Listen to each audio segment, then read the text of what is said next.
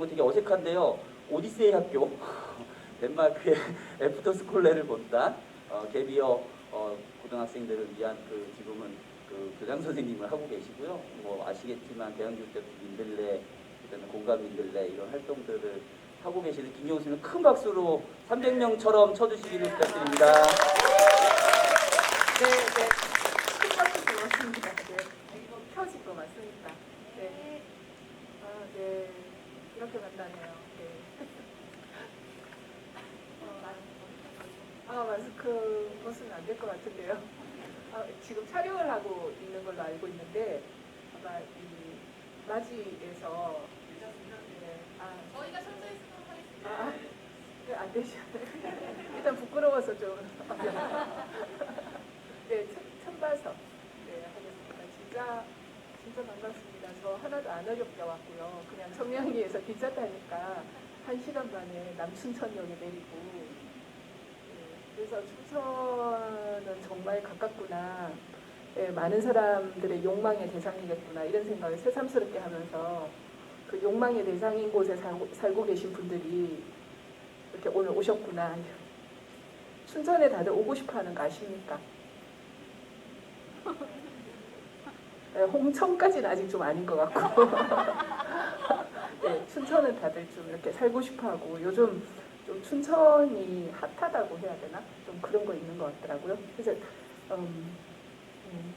저는 이제 윤유왕 선생님께서 오라 하면 오고 가라 하면 가고 좀 이렇게 하는 편이라서 진짜로 선생님이 말씀하셨을 때 제가 뭘 할 수 있는지 없는지 점검도 안 하고 그냥 네 알겠습니다 하고 왔고 네 그래서 제가 이제 오늘 오면서 생각을 한 거는 또는 윤유왕 선생님 전화를 받고 이제 좀 생각을 한 거는 제가 가진 문제의식을 같이 좀 나눠봤으면 좋겠다. 그리고 여기 계신 분들의 문제의식도 좀 들어보고 싶다. 사실은 좀 이렇게 생각했거든요.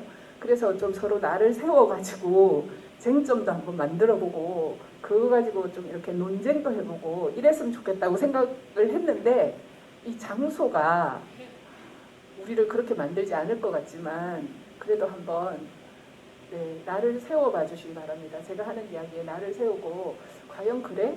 그게 뭐지? 이렇게 한번 삐딱하게 제 이야기를 들으면서 나를 세워서 우리가 조금 더 나은 결론 내지는 답을 찾아 나가는 그런 여정이 짧은 시간이지만 그런 여정을 만들 수 있으면 좋겠다. 이렇게 생각하고 여러분을 만나겠습니다. 반갑습니다. 네. 제가 이제 오늘 얘기하는 게 마을, 그 다음에 청소년, 그리고 교육이라고 하는 이 세 가지 키워드로 이제 같이 생각을 해볼 건데 여기에 대해서 생각 많이 하십니까?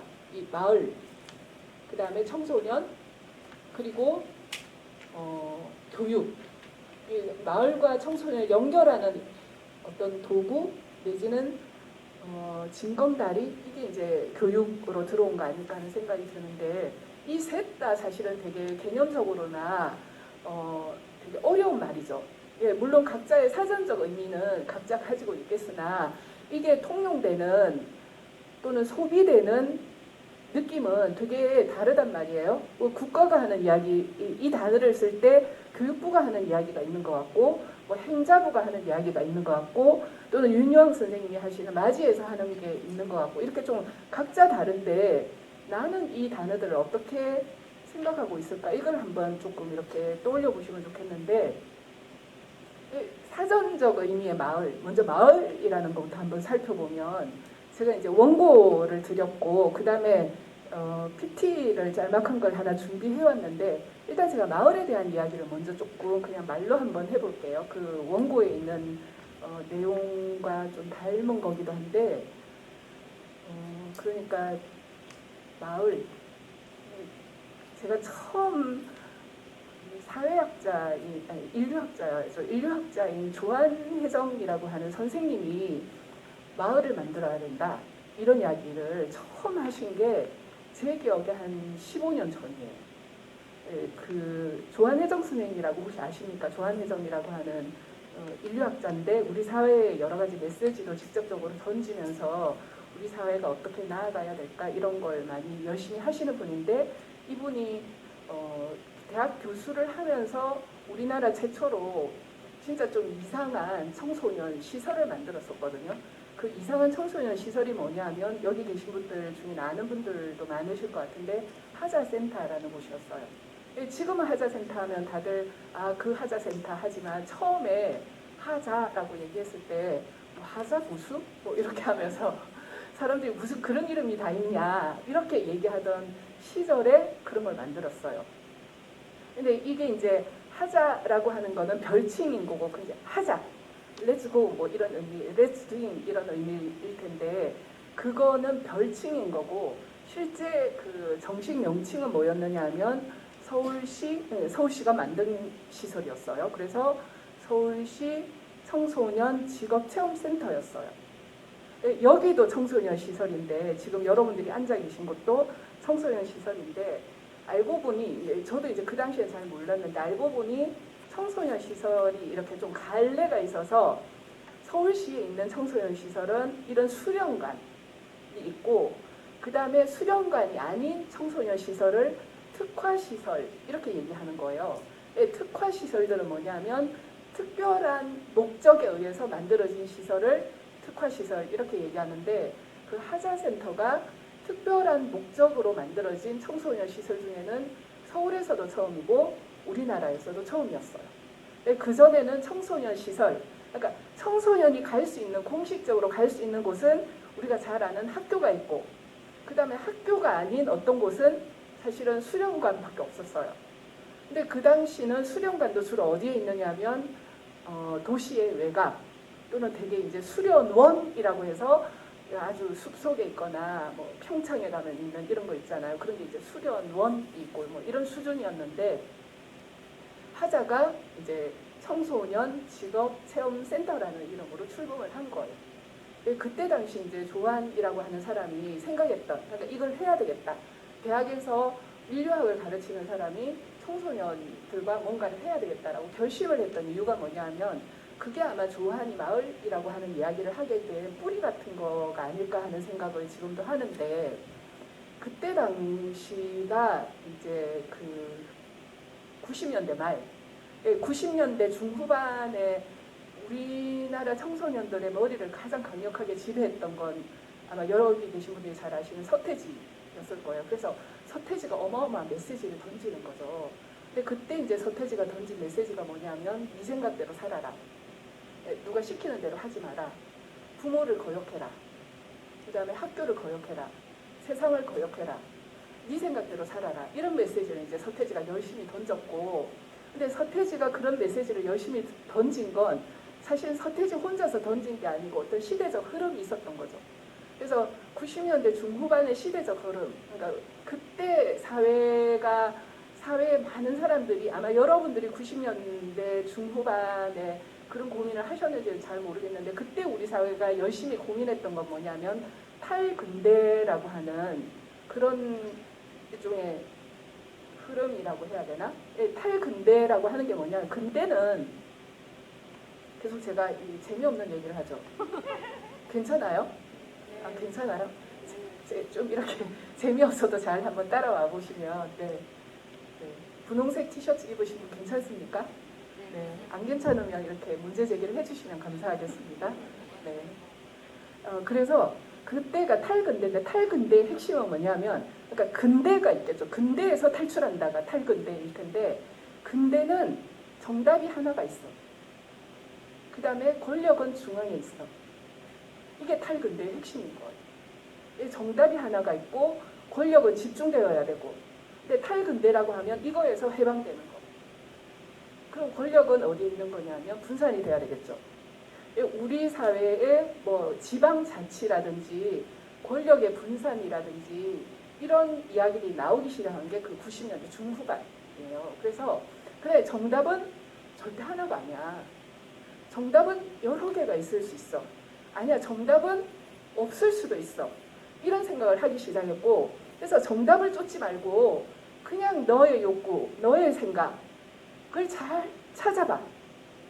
라는 메시지가 이제 흘러나오기 시작하는 거죠. 그게 이제 탈근대라고 얘기할 수 있는데 그 흐름이 이제 1990년대 중후반 이렇게 되고 그 다음에 정말 서태지라고 하는 그 유명한 문화 대통령께서 그런 그 노래로 음악으로 청소년들에게 그런 메시지를 전하고 그러면서 실제로 90년대 후반에 청소년들이 엄청 자기주도적이었어요. 지금보다도 더. 제가 처음 민들레라는 데서 일을 하기 시작한 게 98년이었거든요. 근데 그때 그 민들레는 이제 주로 교육을 이야기하는 그런 곳이었는데 교육에 대한 메시지의 핵심이 뭐였느냐면 네, 누가 오신 것 같아서 혹시 네, 신경 쓰지 않아도 됩니까? 네. 네. 네. 혹시 소개를 하셔야 되는 분 아닙니까? 네. 네. 네. 네. 네. 알겠습니다. 네. 시간을 맞춰 오셨으면 딱 좋았을 텐데, 그렇죠? 네. 그래도 감사합니다. 이제 막 시작한 거라서. 그래서 어디까지 있죠? 네, 애들이 그때는 진짜 서태지의 메시지를 정말 온몸으로 받은 것 같아요. 그러니까 존재로 받은 것 같아요. 혹시 여기 서태지 세대? 다들 서태지 세대예요. 그래서 훌륭한 분들이 많아요.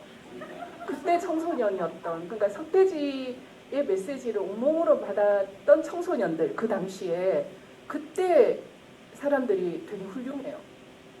저는 그게 참 좀 청소년들이 깨어 있었다고 해야 되나? 되게 뭔가 자각해내려고 하고 세상에 보내는 수신 그 어떤 여러 가지 신호라든지 이런 거에서 저 신호를 내가 잡아야 되나 말아야 되나를 되게 고민하는 상태의 청소년이 많았어요. 실제로 이제 저희 민들레를 찾아오는 청소년 중에는 이런 식인 거죠. 뭐 예를 들면 자기가 학교에 가면 배가 아팠다. 근데 이유를 몰랐다. 학교만 가면 배가 아프고 그래서 이유를 몰랐다. 근데 집에 와서 엄마한테 나 배 아파요 그러면 배 아픈 게 뭐가 대수라고 집에 가서 그냥 학교에 가는 거지. 죽어도 학교 가서 죽어. 뭐 이렇게 엄마들이 얘기 안 했어요. 그때 당시에 우리 세대는 엄마들이 그렇게 얘기했어요. 죽어도 그냥 학교 가서 죽어. 뭐 이렇게 얘기하는 시대였지만 이 아이들이 배 아프다고 하면 그 당시 엄마들, 90년대 엄마들은 그러진 않으셨던 것 같아요. 그래도 한번 가봐 라고 얘기하는 정도였는데 그런데 이 아이가 이제 계속 그래도 엄마가 가봐, 자기를 이해해주는 엄마가 가봐라고 하니까 갔는데 갈 때마다 배가 아픈 거예요. 그래서 하루는 엄마가 그럼 너 오늘 하루 쉬어. 하루 쉬어 하는 순간 배가 안 아픈 이런 걸 경험한 아이가 왜 나는 학교를 안 가도 된다고 생각하는 순간 배가 안 아플까를 스스로 고민한 거예요. 어쩌면 학교가 문제겠구나. 내 배가 문제가 아니고 학교가 문제겠구나 라고 자기 생각을 이끌어낼 줄 아는 게 그때 당시 청소년이었던 것 같아요. 지금은 그게 상식이 되었는지는 잘 모르겠으나 그래서 이 친구는 나 학교를 가면 계속 배가 아프니까 내 몸을 위해서 학교를 안 가야 되겠다 라고 하는 청소년들이 꽤 있었어요. 당시에. 그런 일종의 자기에 대한 자존을 아마도 우리 사회가 되게 존중해라 라고 하는 네 생각대로 살아라. 네가 원하는 게 뭔지 찾아가라 라고 하는 메시지를 그때 당시 이제 막 던졌고 그것의 핵심에 서태지라는 사람도 있었고 그 다음에 그런 청소년들의 움직임을 보면서 이거 대단한 변화의 징조다 라고 읽어낸 문화인류학자가 있었던 거예요. 그래서 그 문화인류학자인 조한이라고 하는 사람이 이 대단한 변화를 어떻게 잘 가져갈 건가 또는 이 변화를 어떻게 하면 건강한 흐름으로 만들어 갈 건가 라고 하는 걸 강단에서 고민을 했겠죠. 근데 이제 이분의 훌륭한 점은 강단에서 그 고민을 계속 이렇게 설교로 또는 교수로 자기의 역할을 해내는 게 아니고 그냥 실천 현장으로 뛰어든 거예요. 그 청소년, 자기의 욕구를 어떻게든 좀 주체적으로 발현해 보려고 하는 청소년들을 우리가 잘 지지하고 응원해줘야 된다. 그런 현장을 만들어 보겠다 라고 이제 그분이 생각하고 설계를 해서 출범을 시킨 게 바로 뭐였느냐면 청소년 직업체험센터 하자였던 거예요. 근데 이 하자가 그런 생각을 가지고 출범을 했으나 우리 사회 전반적인 우리 사회는 그걸 받아들일 준비가 되어 있지는 않았어요. 사실은 아이들은 이미 어떤 신호를 새롭게 수신하고 변화하고 있었으나 우리 사회 전체는 그걸 받아들일 준비를 아직 안 되었던 게 1999년 정도였거든요. 그때 하사가 했던 혁신이 뭐였느냐면 그러니까 하사가 했던 혁신의 가장 핵심은 그 당시 모든 청소년 시설은 체험만 하겠어요. 체험. 그런데 하자는 경험하겠어요. 체험이 아닌 경험을 하겠어요. 이 두 가지 단어의 차이는 좀 이따가 제가 좀 말씀을 드릴 텐데, 그래서 경험을 하게 하기 위해서 하자라고 하는 특수한 시설에서 무엇을 경험하게 하기 위해서 하자가 만든 장치가 뭐였느냐면 작업실이었어요. 그러니까 프로그램을 굴리는 교실을 만든 게 아니고 작업실을 만들었어요. 그 작업실에는 누가 있느냐면 작업자가 그냥 있어요. 홍대에서 되게 잘 나가던 문화예술 하는 사람들을 작업자로 그냥 작업실을 내준 거예요. 청소년 시설에. 그러고는 그 작업자들, 홍대에서 잘 나가던 랩 하던 사람, 뭐 영상 하던 사람, 웹 디자인 하던 사람, 이런 사람들이 나라가 서울시가 공짜로 작업실을 내주니까 그냥 온 거예요. 거기서 열심히 작업했어요. 근데 그 작업실은 일반 개인 작업실하고 하나 차이가 있었어요. 작업실은 그 작업자의 사유 공간이 아니에요. 그 작업실은 항상 문이 열려 있어야 되고 당신의 작업하는 모습은 모두에게 공개되어야 하고 누가 들어와서 간섭하거나 누가 들어와서 보려고 하면 어서 오세요 하고 환대해야 되고 이것만 그 작업자에게 얘기하고 나머지는 하나도 요구 안 했어요. 그런데 그렇게 하고 문을 열었더니 청소년들이 그냥 작업실에 놀러 온 거죠. 그때 이제 그 작업실을 열었는데 그 4개의 작업실이 처음에 있었거든요. 뭐 랩이라든지 뭐 이렇게 4개의 작업실이 있었는데 당시 이 작업실은 당시 90년대 후반 또는 2000년대 초반에 청소년들 사이에서는 계속 제일 핫하다는 테마였어요. 그 핫한 청소년들이 관심을 가지는 핫한 테마를 주제로 해서 이제 이 작업실을 연 거고 그 작업실에 핫한 작업자들을 초대해서 그냥 작업을 하게 한 거죠. 그거를 청소년들이 와서 보고 그냥 매력을 느끼는 거예요. 문을 열고 들어가죠.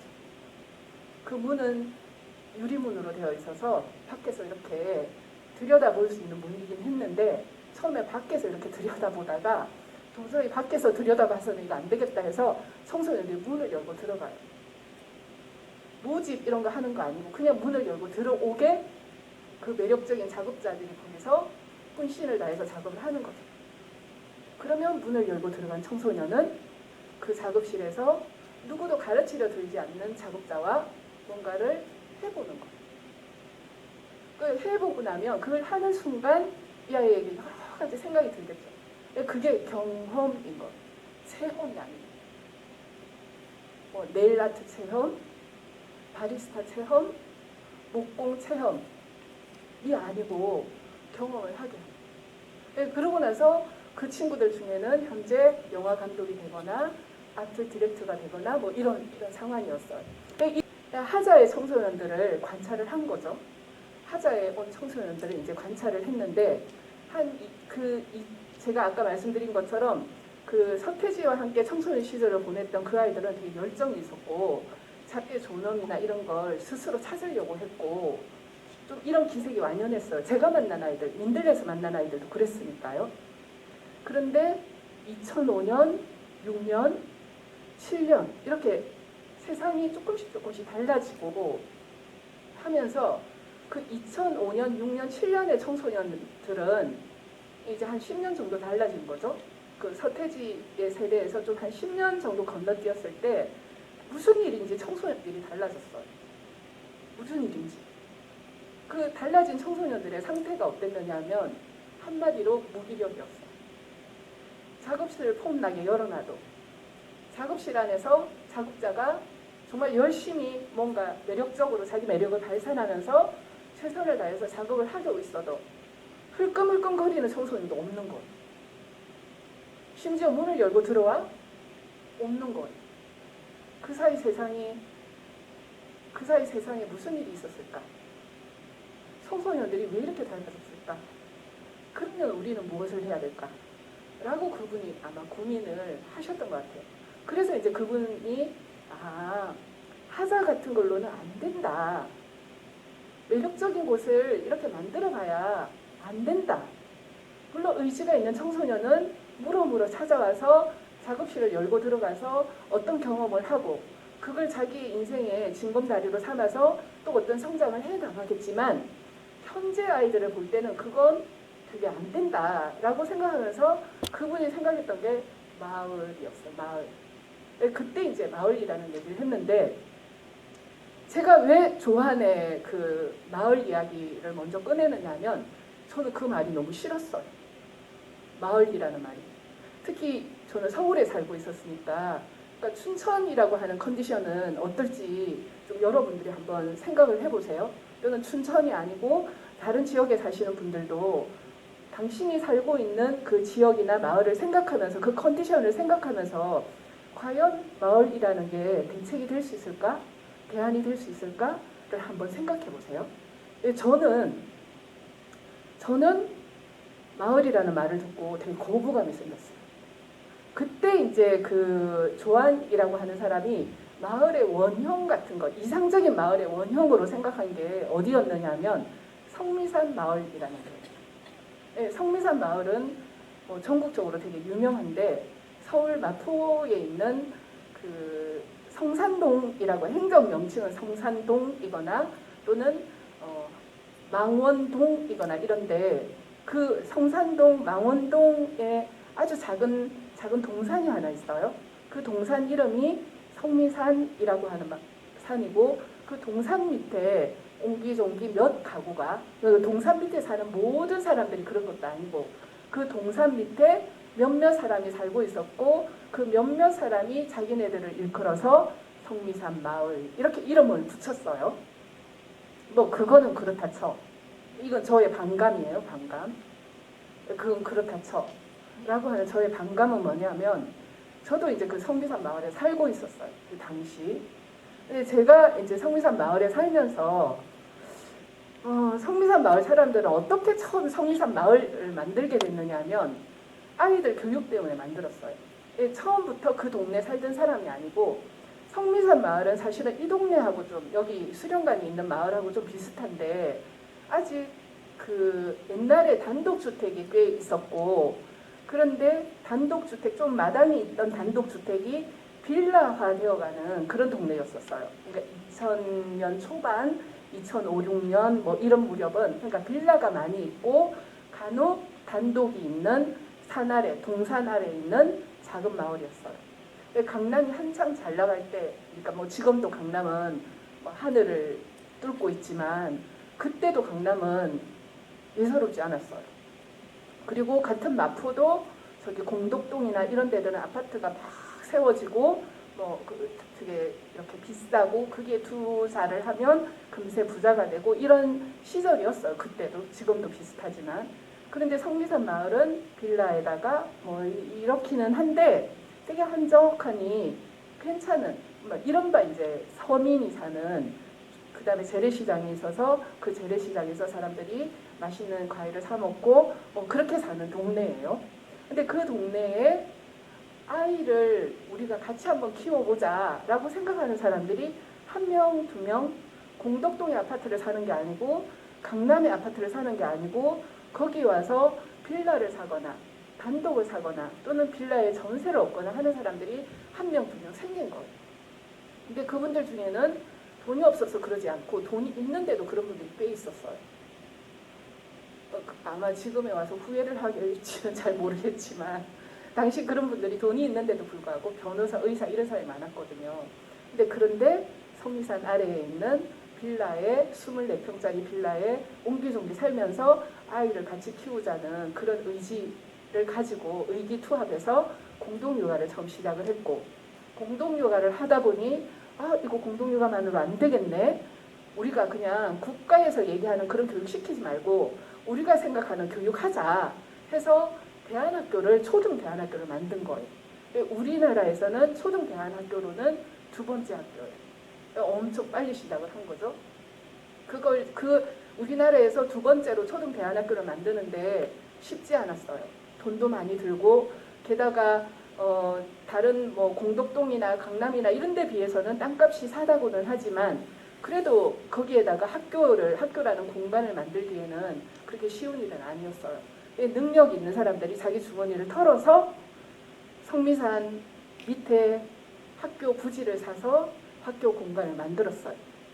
막상 땅을 사고 건물을 짓고 하니까 진짜 사람들이 그 중심으로 모여들었어요. 그리고 살기 시작했어요. 처음에는 빌라 그냥 전세 월세 사는 사람들도 학교가 그렇게 딱 물성을 가진 학교가 딱 생기니까 이제는 빌라도 사고 뭐 이렇게 시작했어요. 말하자면 정주하는 거기에 뿌리를 내리는 사람들이 생겨난 거예요. 저는 되게 훌륭한 거라고 생각을 하거든요. 그런 세상에 진짜 물정도 모르고 그렇게 사는 방식을 선택한 분들이 계셨던 거죠. 그런 분들이 성미산 아래에 이렇게 두런두런 같이 밤에 마실도 다니고 애들은 진짜 이 집 저 집에 가서 밥도 얻어먹고 하면서 자랐어요. 그 2006년, 7년, 8년 이럴 때 그 서울 다른 어디에서도 찾아볼 수 없는 아름다운 풍경이었어요. 그런데 제가 이제 마을이라는 말에 조한혜정 선생님이 얘기하는 마을이라는 말에 거부감을 가진 건 뭐냐면 과연 누가 그렇게 할 수 있을까? 그런 마을을, 성미산 마을을 누가 그렇게 만들 수 있을까? 거기에 저는 꽂힌 거예요. 그건 아주 특별한 사람들이 하는 거 아닐까? 정말 능력이 있거나 어마어마하게 생각이 있거나 모든 거 결단을 내릴 수 있거나 뭐 이런 되게 훌륭한 사람들이 할 수 있는 거 아닐까? 그거를 되게 보편적인 그런 언어인 마을이라는 이름을 붙여서 거기 사는 모든 사람이 그런 것처럼 얘기하는 거는 좀 안 맞는 거 아닐까? 그러면 그 성미산 마을이라고 하는 명칭을 쓰는데 같이 그 성미산 아래에 사는 그 생각에 동의하지 않는 사람은 어떡하지? 그 사람들도 그냥 평범하게 살아가는 시민일 거고 자기 양심은 지키고 살고 뭐 이럴 텐데 그 이른바 성미산 학교에 보내지도 않고 그 생각에 뭐 동조는 하나 함께 할 수 없는 처지거나 뭐 이런 사람들은 어떡하지? 그걸 그렇게 마을이라고 단정하면 같은 성미산에 살고 있지만 나는 좀 그게 특별한 사람들의 특별한 동아리 같은 느낌이 드는 거예요. 특별한 사람들의 특별한 동아리를 마을이라고 하는 어떤 보편적 언어로 다 묶어서 표현하니까 이건 좀 너무 다른 사람들한테 부담감을 주는 거 아니야? 뭔가 우리가 저거 따라하지 않으면 그걸 같이 않으면 뭔가 나쁜 짓 하고 있는 것 같은 그런 느낌 주는 거 아니야? 좀 이런 생각이 들었어요. 그래서 서울이라고 하는 대도시에서는 사실은 마을이라고 하는 개념을 내세우고 마을을 만들자 하는 거는 정말 특별한 사람들이 할 수 있는 거기 때문에 좀 아니지 않아? 이런 생각을 저는 했었어요. 그 당시 여기 모인 분들은 어떠세요? 제가 지금까지 그 당시에 했던 제 생각을 말씀드렸는데 어떠세요? 혹시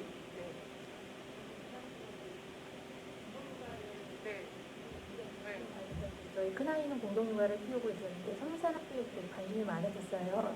이제 큰아이가 초등학교를 갈 무렵이기 때문에 선생님 하신 말씀처럼 좌절감을 많이 느꼈어요. 진입학기에는 제가 가진 경제력으로 진입을 할 수 없었기 때문에 저는 그 당시에 진짜 성미산을 막 알아보고 이사까지 계획을 했는데 뭐 경기도에서 이사하기에는 집값 자체가 뭐 차이가 너무 많으니까 그때 좌절감도 많이 느끼고 선생님 하시는 것처럼 생각은 같이 할 수 있지만 현실을 같이 할 수 없는 그런 벽을 저는 뭔가 배제당하는 느낌 같은 거죠. 그런 느낌을 네, 가졌어요. 그러니까 그분들이 우리를 배제할 의도가 있었던 건 아니지만 결과적으로 뭔가 배제당한 그러니까 누군가를 배제시키거나 어떤 그 범주화되는 느낌 같은 게 있어서 그걸 마을이라고 해도 되나 하는 게 있었고 그냥 성미산 마을의 훌륭한 사람들은 그냥 우리 마을은 성미산 마을이야 라고 하면 살면 되는데 문제는 조한이라고 하는 되게 강력한 스피커 역할을 하는 사람이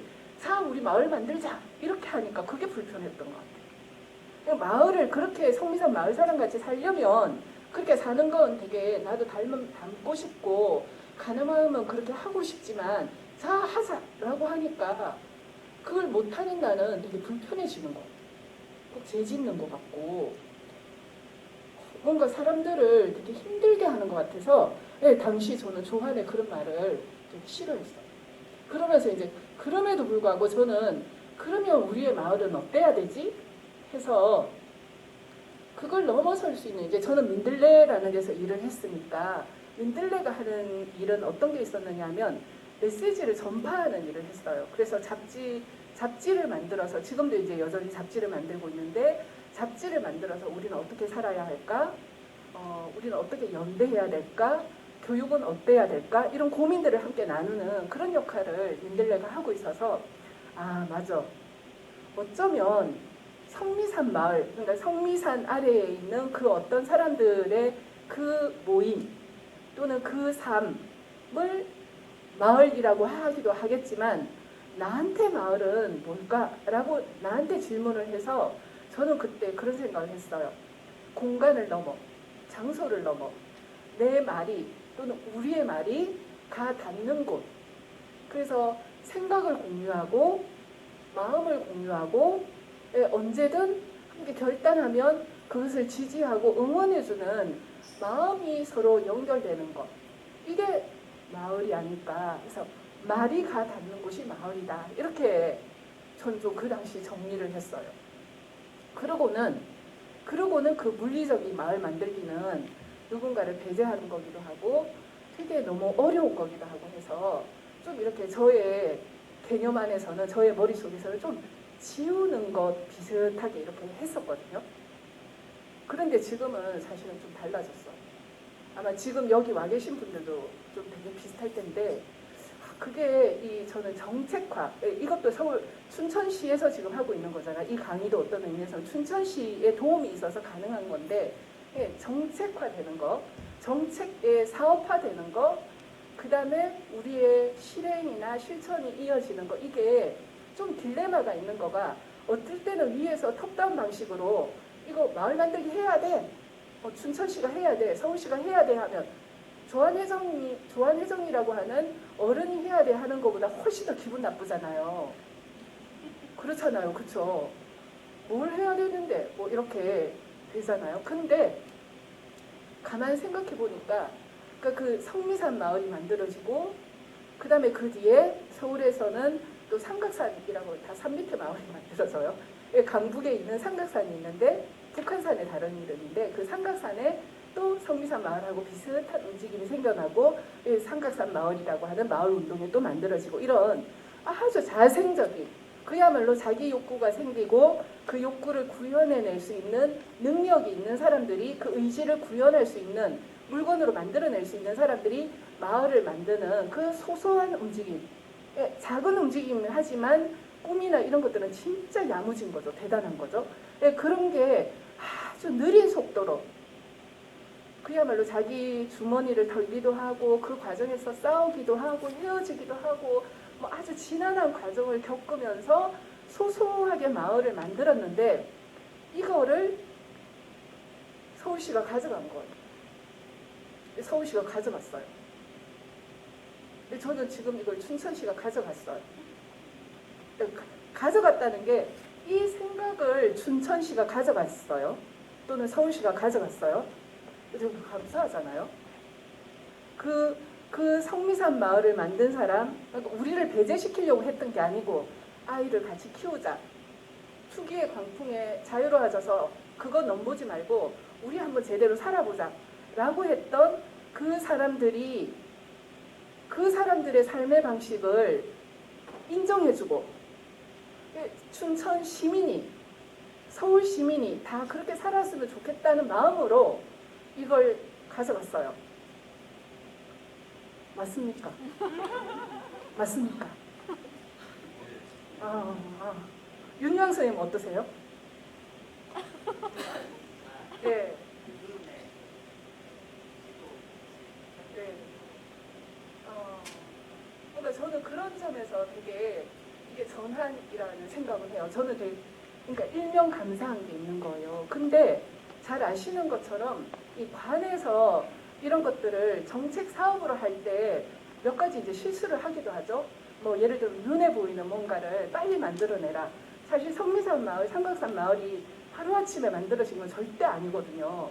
진짜 지주머니 털고 뭐 싸우기도 많이 했어요. 그래서 서로 욕도 하고 뭐 어디 가서 하소연도 하고, 사실 저는 그런 하소연 들어주는 사람 중에 한 명이었거든요. 그래서 거의 대나무 밭처럼, 대나무 숲처럼 오늘은 A가 오고 내일은 C가 오고 뭐 이런 식으로 해서 그 안에서 어떤 야단 법석이 일어나는지를 알고 있는 저로서는 그냥 우아하지만은 않았어요.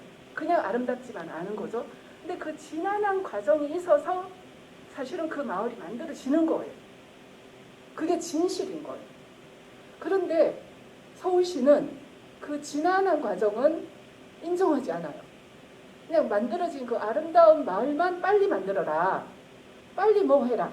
그러니까 시간도 안 주고 뭐 정성을 들이거나 갈등하거나 할 여지는 없어. 갈등하면 니네 끝이야. 이제 돈 안 줘. 뭐 이렇게 되는 거죠. 그런 상태로 되는 거가, 그러니까 관이 가져가면서 되는 거가 있기는 했으나, 제가 이제 그러니까 이게 이제 정책 사업화가 되고 막 이런 과정을 겪으면서 거기에 대한 문제의식, 그러니까 정책 사업화에 대한 속도와 뭐 이런 거에 대한 문제의식을 가지면서, 그런데 제가 좀 이렇게 내팽개쳤던 마을이라고 하는 것을 다시 한번 생각하게 되더라고요. 이게 너무 대대적으로 마을 만들기 이런 이야기를 하고 있으니까 이걸 그냥 외면할 수는 없겠구나. 이걸 내 문제로 한번 받아보자 라는 생각을 하게 되더라고요. 그게 저는 어떤 관에서 이런 것들을 정책화할 때 생기는 장점이 아닐까. 그러니까 좀 전면화하니까 전면적 이슈가 되고, 그 전면적 이슈를 물론 이권을 보고 들어오는 사람도 있기는 하겠으나 그렇지 않은 많은 사람들도 이것에 대해서 자기 문제나 자기의 아젠다로 받아들이게 되는 계기가 되는 것 같아요. 그래서 그런 면에서 저는 이게 정책화된 게 되게 반갑다 이렇게 생각을 하는데, 그런 정책화의 흐름 속에서 제가 좀 생각을 달리하게 된 거예요. 그게 뭐였느냐면, 조한처럼 되게 비슷한데 청소년이 달라진 거죠. 제가 하고 싶은 얘기가 청소년에 대한 이야기예요. 마을은 이러한데, 마을 만들기는 이러한 건데, 그런데 제 생각이 달라지게 된 걸 말씀을 드리고 싶은 거죠. 청소년기는 사실은 이건 시대를 넘어서는 그런 과업이에요. 2000년 전에도 청소년은, 2000년 전에는 사실은 어린이 청소년은 존재 자체가 없었어요. 10살 먹은 15 먹은 사람은 있었으나 2000년 전에는 청소년이라고 그들의 연령대를 주목하지 않았어요. 1000년 전도 마찬가지고 500년 전도 마찬가지고, 인간에 대해서 어린이라는 유아, 어린이, 청소년, 청년 또는 성인 이렇게 좀 이렇게 구분하면서 어떤 적절한 지지나 지원이 필요하다고 생각한 건 불과 100년 전이에요. 인류가 그렇게 생각하게 된 건 불과 100년 전이지만 우리 사회가 이렇게 세대를 이렇게 나누어서 어떻게 하면 이 세대를 도울 수 있을까라고 생각하기 시작한 건 불과 저는 10년이 아닐까 하고 생각을 하는데, 그래서 청소년기는 2000년 전이건 또는 지금이건 마찬가지야. 한 인간은 자기를 구성하고 있는 주변 세상은 달랐을지 모르나 일단 보통 한 4살 정도 되면 독립하려고 한다고 하거든요. 첫 번째 독립의 의지가 생기는 게 4살 정도라고 얘기해요. 그 4살 정도의 아이들을 키워보신 분들은 대부분 그 경험했다고들 하시던데, 교육학 책에도 이제 그런 이야기가 나오고, 아동의 인간의 발달 과정에서 보면 4살에 그 전에는 자기라는 존재와 세상, 그러니까 자기와 다른 세상을 구분하지 못하는 거죠. 그냥 다 하나인 거죠. 하나로 인지하는데, 아, 나는 내가 따로 있구나, 나라는 존재가 따로 있구나 라고 하는 거를 조금씩 알기 시작하는 게 보통 4살이에요. 그래서 이제 그때부터 자기라는 존재를 조금 더 확고하게 하기 위해서 자주 하는 말이 뭐냐면 싫어, 안 해, 내 거야, 내가 할래, 뭐 이런 거. 그러니까 나라는 말 대신에 자기 이름 넣는 애들도 요새는 많죠. 그렇게 자기 주도, 자기 중심을 잡기 시작하는 게 4살이에요.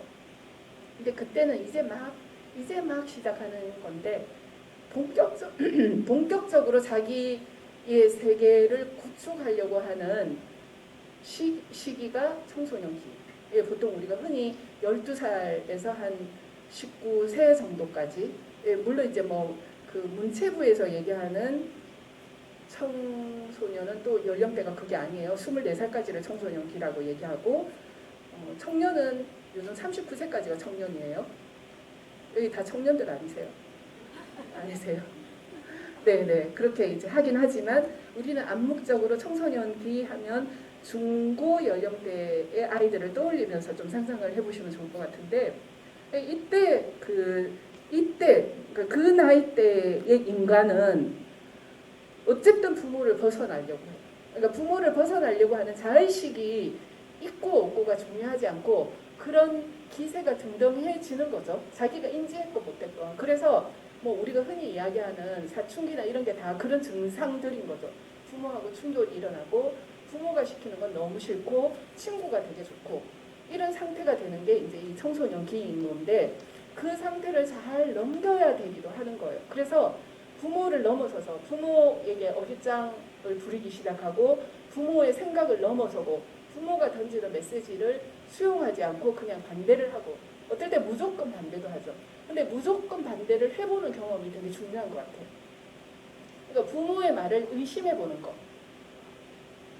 이건 되게 중요한데, 모든 인류가 똑같지는 않았지만 많은 인류가 부모의 말에 어깃장을 부려서 인간은 여기까지 온 거예요.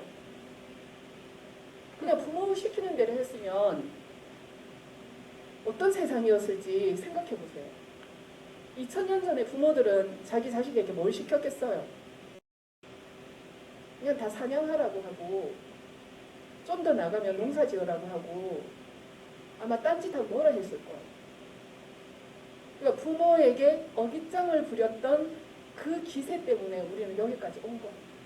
부모를 넘어서서 온 거죠. 부모의 생각, 부모의 패턴, 부모의 삶의 태도 이런 걸 넘어서 인류는 계속 전진한 거죠.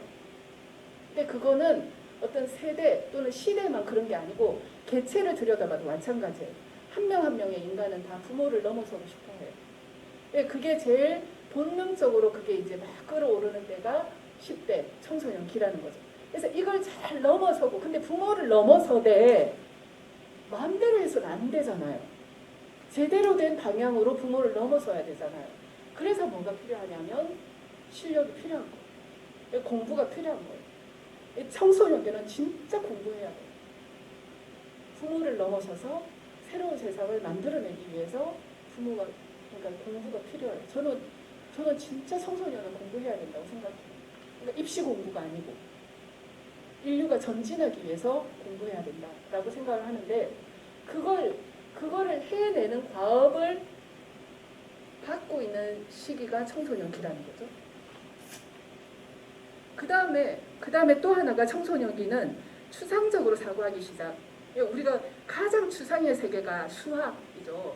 예, 수학은 어떤 그 가설을 세우고 그 가설을 증명해 나가는 과정을 논리적으로 만들어가는, 근거화 시켜 나가는, 그거에 가장 빛나는 게 이제 수학이라고 할 수 있는데, 수학이 어렵기도 해요. 그 추상화 시키는 게 우리 모두에게 사실은 좀 어려운데, 그러니까 쉬운 단계 수학도 있고 아주 어려운 뭐 적분 이런 것까지 가면 되게 어렵기는 한데, 그 세계로 들어가는 게 청소년기이기도 해요. 그래서 수학의 세계 또는 추상의 세계에서 자기의 사유를 추상화하고 한다는 거는 좀 면역적인 사고를 하는 거거든요. 뭔가 된장인지 똥인지 먹어봐야지 아는 수준이 아니고, 그러니까 위험을 경험해봐야지 이거 위험한 거구나. 어릴 때는 그래요. 어릴 때는 진짜 막 주전자가 끓어넘쳐도 이게 뜨거운 건지 모르는데 손이 그래서 뜨거 이렇게 돼야지 다음에는 그거 안 하거든요. 이게 이제 이건 연역적 사고가 아니고 기납적으로 사고하는 건데, 주로 한 10살 이전, 그러니까 청소년기 이전까지는 물론 사람에 따라서 좀 다르기는 하지만 대부분 기납적으로 사고를 해요. 근데 좀 더 어떤 높은 수준의 사고를 해내려면 연역적 사고를 할 수 있어야 돼. 그러니까 추상의 세계를 가설을 설정하고 그것들을 실제로 자기 걸로 만들어가는 논리를 만들어 나가는 어떤 과정들이 필요한 거죠. 이것들을 언제 해내야 되느냐면 이걸 언제 연습해야 되느냐면 자기 걸로 가져가야 되느냐면 청소년기에 가져가야 돼요. 그래야지 비로소 어른이 되거나 할 때 어떤 문제가 닥치잖아요. 근데 세상 사실 산다는 거는 여기 다들 이렇게 살아보신 분들이잖아요. 저는 되게 많이 살아봤는데 산다는 거는 선택의 연속이기도 하고 거절당하는 것의 연속이기도 하잖아요. 세상이 언제나 나를 품어주지 않아요. 거절을 당했을 때 그걸 연역적으로 사고해서 헤쳐나갈 수 있는 힘도 거기에 생기는 거죠. 언제나 기납적으로 사고해서는 모든 거를 경험하면 답이 딱 나오는 이런 게 세상이 인생이 아닌 거니까 이런 게 사실은 청소년기에 길러져야지 이 힘이 키워져야지 나중에 인생을 그래도 좀 힘있게 살 수 있는 거예요. 그 다음에 가장 좀 중요한 게 청소년기는 아까 그렇게 어깃장을 부리기도 하고 뭐 이런 여러 가지 생각을 상상을 하기도 하고 뭐 하면서 결국 청소년기에 좀 이렇게 만들어내야 되는 거는 나는 누구인가? 나는 누구인가? 물론 나는 누구인가가 완성이 되는 건 아니에요. 10대 때 완성이 되지는 않지만 나는 누구인가에 대한 자기 자신에 대한 좀 얼개가 갖춰진다고 해야 되나? 예, 다른 사람은 배가 고픈데 나 혼자 맛있는 거 먹으면 좀 힘든 사람이 되기도 하고 뭔가 다른 사람을 위해서 기여를 하고 나니 되게 보람이 차고 기쁘기도 하고 또는 뭔가 이렇게 예술적인 작업을 하면 되게 좋기도 하고 다른 사람과 나를 세워서 논쟁하는 것을 좋아하기도 하고 이런 자기가 어떤 경향의 사람인지 자기는 어떤 세계관을 가지는지를 파악해 나가는 또는 구축해 나가는 시기인 거예요. 이 시기에 이것들의 일종의 베이스를 만드는 거. 그러니까 이게 이때 완성이 되는 게 아니에요. 내가 완성이 되는 게 아니고 나를 완성해 나가는 나라는 한 인간의 생각, 가치관, 삶의 스타일, 관계 이런 것들을 완성해 나가는 그 지나한 삶의 길에 가장 필요한 일종의 기본기라고 해야 되나? 이거를 경험해야 되는 게 언제냐면 청소년기인 거예요. 그런데 오히려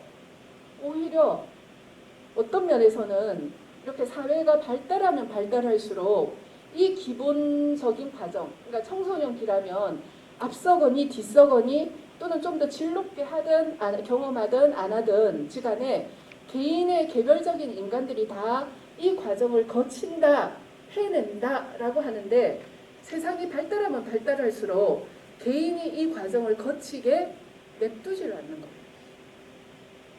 간섭하는 거, 간섭. 냅두지를 않아요, 진짜로. 이런 거를 해내려면 뭐가 필요할까요? 이걸 해내려면 제일 필요한 게 뭘까요? 네. 그쵸. 그러니까 좀 멍 때리는 시간이 필요해요. 그러니까 이게 어마어마한 과업인데 이걸 해내야 되는데 이거를 해낼 수 있는 시간, 여유, 기회 없어요. 사회적으로 그렇기도 하고 문화적으로 그렇기도 하고 지금은 스마트폰이 다 뺏어가기도 했어요. 지금 진짜 스마트폰은 좀 심각하게 해요. 저도 좀 여기 계신 분들은 어떤지 모르겠는데 저는 사실 전철 타는 것보다 버스 타는 걸 되게 좋아하거든요. 버스를 타면 멍 때리면서 창밖을 보면서 한 30분, 1시간 버스 타고 내리면 뭐가 해결되어 있어요. 그러니까 그 시간이 아무것도 안 하는데 나한테 엄청 중요한 시간이었던 거예요. 근데 요새는 버스 타잖아요. 와이파이 먼저 맞춰요. 무료 와이파이가 되니까. 그러고는 계속 이거 봐요. 그러고 나면 30분, 1시간 버스에서 내리고 나면 다른 게 남아있어요. 뭐 이재명이 어떻고 윤석열이 어떻고 뭐 이런 게 남아있어요. 청소년은 더해. 청소년은 저보다 이 스마트폰에 대한 의존도가 더 높아요. 부모들은 그래서 뺏기도 하고 뭐 하지만 그렇다고 아이들에게 멍 때리는 시간을 주느냐? 아니에요. 아니에요. 어떻게 하고 있는지 아마 잘 아실 거예요. 그래서 이런 상태인데 청소년기가 이 과업을 할 수 있게 우리 사회가 냅두고 있지는 않은 거죠. 뭐 여러 가지 스스로도 청소년 스스로도 그런 기회를 또는 그 과업을 수행하려고 하고 있지도 않고 우리 사회가 그걸 도와주고 있지도 않고 그래서 사실은 뭐 여러 가지가 이렇게 나와요. 이런 거는 뭐 다들 좀 아실 것 같아서 특히 제일 밑에 보면 학과 습의 분리라고 얘기했는데 일단은 자기 욕구가 없으니까 사실은 배우고자 하는 거는 자기 욕구가 있어야지 아무리 제가 가르쳐도 배우고자 하는 말을 이렇게 수용하려고 하는 그런 태도거나 순간이 아니면 사실은 배워지질 않거든요. 그래서 배우는 욕구가 대단히 중요한데 지금 청소년들을 만나보면 진짜 배움에 대한 욕구가 없어요. 대단히 이제 그냥 이렇게 무기력한 상태라고 해야 되나? 그런 상태인데 그럼에도 불구하고 배우기도 하는 거죠. 뭐 강제로 배우기도 하고 뭐 어쩌다가 배우기도 하는데 그걸 그냥 배움에서 끝나는데 습이라고 하는 건 뭐냐면 자기 걸로 만들어가는 거거든요. 그러니까 학습이라고 하는 거는 단순히 배우기에서 그치는 게 아니고 그걸 자기 것으로 가져가는 게 있어야 되는 건데 자기 걸로 가져가는 과정까지도 안 가는 거예요. 이 모든 배움이 그래서 어떤 필요, 특히 입시라든지 이런 거에 대한 필요로만 그친다고 생각하고 그걸 자기 내면으로 가져가야 되는 메시지라고 이해하는 친구들은 거의 없어요. 예, 그래서 제가 청소년들을 만나보면 아까 이제 윤유왕 선생님이 제가 하고 있는 일에 대해서 간단하게 말씀하셨는데 저는 요즘도 이제 꾸준히 청소년을 만나고 있는데 그 아이들하고 하는 대화 중에 제일 곤란한 게 뭐냐면 이거 왜 해야 돼요? 왜 필요해요? 네, 자기 욕구가 중요하기는 하지만 사실 어떨 때는 닥치고 해야 되는 것도 있거든요. 닥치고 해서 자기 걸로 만들어 갈 수도 있거든. 그래야지 세계가 확장되잖아요. 계속 자기 욕구 안에서만 계속 뭔가를 하다 보면 자기 세계에 갇힐 수밖에 없어요. 근데 자기 세계라고 하는 알에서 깨어나려면 누군가 밖에서 쪼아주기도 해야지 껍질을 깨고 나갈 수 있거든요. 누군가 쪼아주는 어떤 자극이나 어떤 존재가 필요한데 그걸 수용하는 상태가 안 되어 있고 그냥 받고 배설하고 자기가 필요한지 안 필요한지를 딱 선택해서는 그냥 선 그어버리는 이런 상태가 되면서 자기 세계가 넓어지지도 않고 어쨌든 자기 거화하는 과정들이 잘 안 되는 것 같아요. 뭐 이런 상태에 있어요. 이런 상태 아까 방금 말씀드린 거는 제가 이제 볼 때 저희가 관찰을 했을 때 청소년들이 보이는 일종의 증상 같은 현상 같은 거고 그러면 진짜로 아이들이 겪고 있는 어려움은 뭘까? 그렇게 스마트폰에만 이렇게 있고 무기력하고 하려 들지 않고 그 다음에 조금 하려 드는 아이 중에는 이거 왜 필요해요? 이거 써먹을 때 있어요? 네 말 들어도 되나? 이런 말인 거죠. 말하자면 네가 시키는 거 이거 뭐에 필요한 거야? 라고 이제 하는 건데 그런 증상은 어디에서 올까? 그 증상의 뿌리에는 어떤 정서 내지는 어떤 상황이 있는 걸까? 라고 이제 들여다본 거예요. 일단은 지금 너무 격차가 심한 거죠. 특히 이제 코로나 상황 때문에 지금 격차가 더 벌어졌다는 얘기 되게 많이 하는데 그 중에서 우리가 이제 디지털 사회 이런 이야기 되게 많이 하잖아요. 근데 그 디지털 사회에서의 양극화, 그러니까 청소년의 양극화 이게 아마 곧 되게 이제 큰 문제로 내년, 후내년 뭐 이렇게 한 10년 뒤에는 이 양극화를 경험한 빈부의 양극화, 정보의 양극화 이런 것도 있겠지만은 그 디지털과 관련된 어떤 접속의 양극화 이것도 되게 큰 차이를 처음에는 소소하게 보였는데 알고 보니 되게 큰 차이를 만들어낸단 말이에요. 근데 이 디지털이라고 하는 이 만남에서 생기는 가장 큰 양극화는 뭐냐면 관계를 못하는 거예요. 진짜 근데 인간은 기본적으로 관계에 대한 욕구가 있어요. 그러니까 혼자서는 못 사는 게 너무 우리 DNA에 이렇게 확실히 박혀 있기 때문에 같이 살아야 되고 내 옆에는 누가 있어야 되고 누군가의 지지가 필요한 거예요. 근데 누군가의 지지가 필요하면 나도 지지해줘야지 누군가의 지지를 얻을 수 있는 거잖아요. 근데 이거를 못해요. 그러니까 지지만 원하는 거죠. 누군가의 지지, 누군가를 환대하고 누군가를 격려하고 응원하고 누군가에게 도움이 돼야지, 그걸 감당해야지 나도 그 열매를 얻을 수 있는 건데 이 감당을 경험할 기회가 없는 거죠. 특히 디지털 사회는. 그래서 진짜 좀 이게 되게 심각한 것 같고, 그 다음에 아까 이야기한 추상적 사고가 안 되니까 맥락적으로 이걸 이해하는 게 진짜 안 되는 것 같아요. 그런 요소들은 대단히 많은데 특히 이제 그 긴 소설을 읽어내지 못하잖아요. 요즘 아이들은 A4 한 4분의 1 정도의 텍스트만 있어도 지겨워하거든요. 근데 A4 4분의 1에 들어갈 수 있는 스토리, 그러니까 서사, 스토리 서사가 되려면 우리는 인간은 서사적 존재다 이렇게 얘기를 하는데, 서사가 되려면 주인공이 있어야 되고 그 다음에 서술어가 있어야 되고 그 안에 온갖 사연이 있어야 되잖아요. 이 사연이 또 아기가 맞아야 되고 아기를 맞추려면 뭔가 좀 더 구체적으로 표현돼야 되고 하는데, 그러면 금세 A4 한 장, 두 장 되는데 아이들은 이거를 너무 지겨워요. 못 읽어내요. 그래서 아이들 그냥 직관적으로 그림으로 팍 이해하고 그 안에 구구절절 어떤 사연이 있는지는 궁금하지 않아요. 그냥 그 장면으로 이해하면서 서사화되지 않는, 그냥 느낌은 가지지만 서사화되지 않는, 연결되지 않아도 그림은 그냥 잘 보는 거예요. 재밌게 보는 거예요. 장면을 너무 재밌어 하면서 막 박장대소를 하는데 저 같은 서사화된 인간은 그거 보면 하나도 재밌지가 않아요.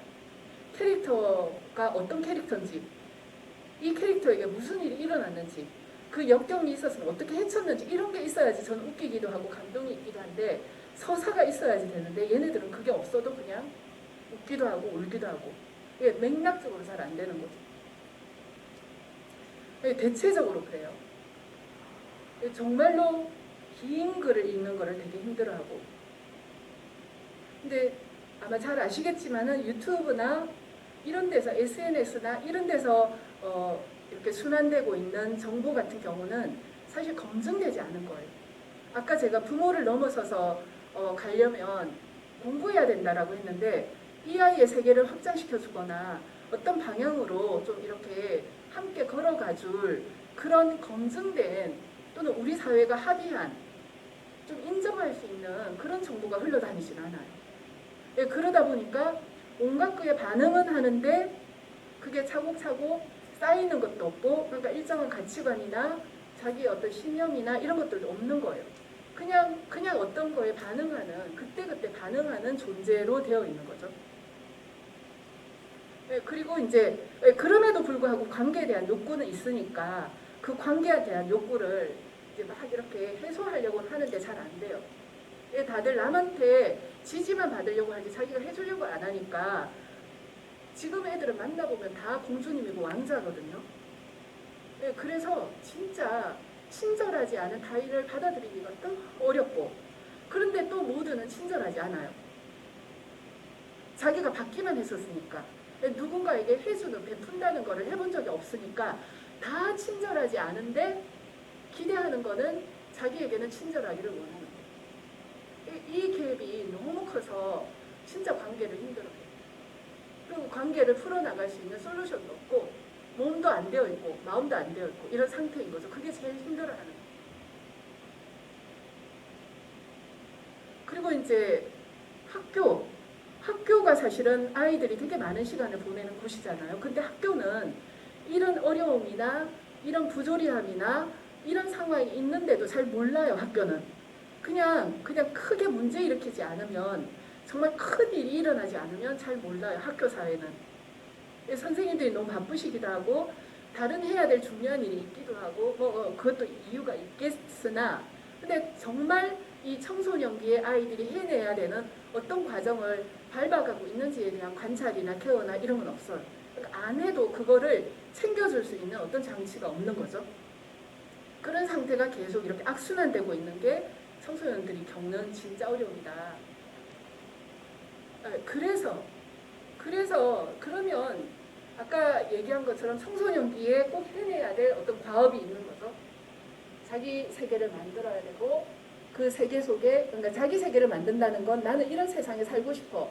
부모가 얘기하는 세상이 아니고 이런 세상에 살고 싶어. 남녀 차별을 안 하고 나이 차별도 안 하고 자기가 열심히 하면 그렇게 그래도 세상이 뭔가 기본적인 어떤 먹거리는 삶의 그 어떤 기초 토대는 사회가 마련을 해주는 세상에 살고 싶어.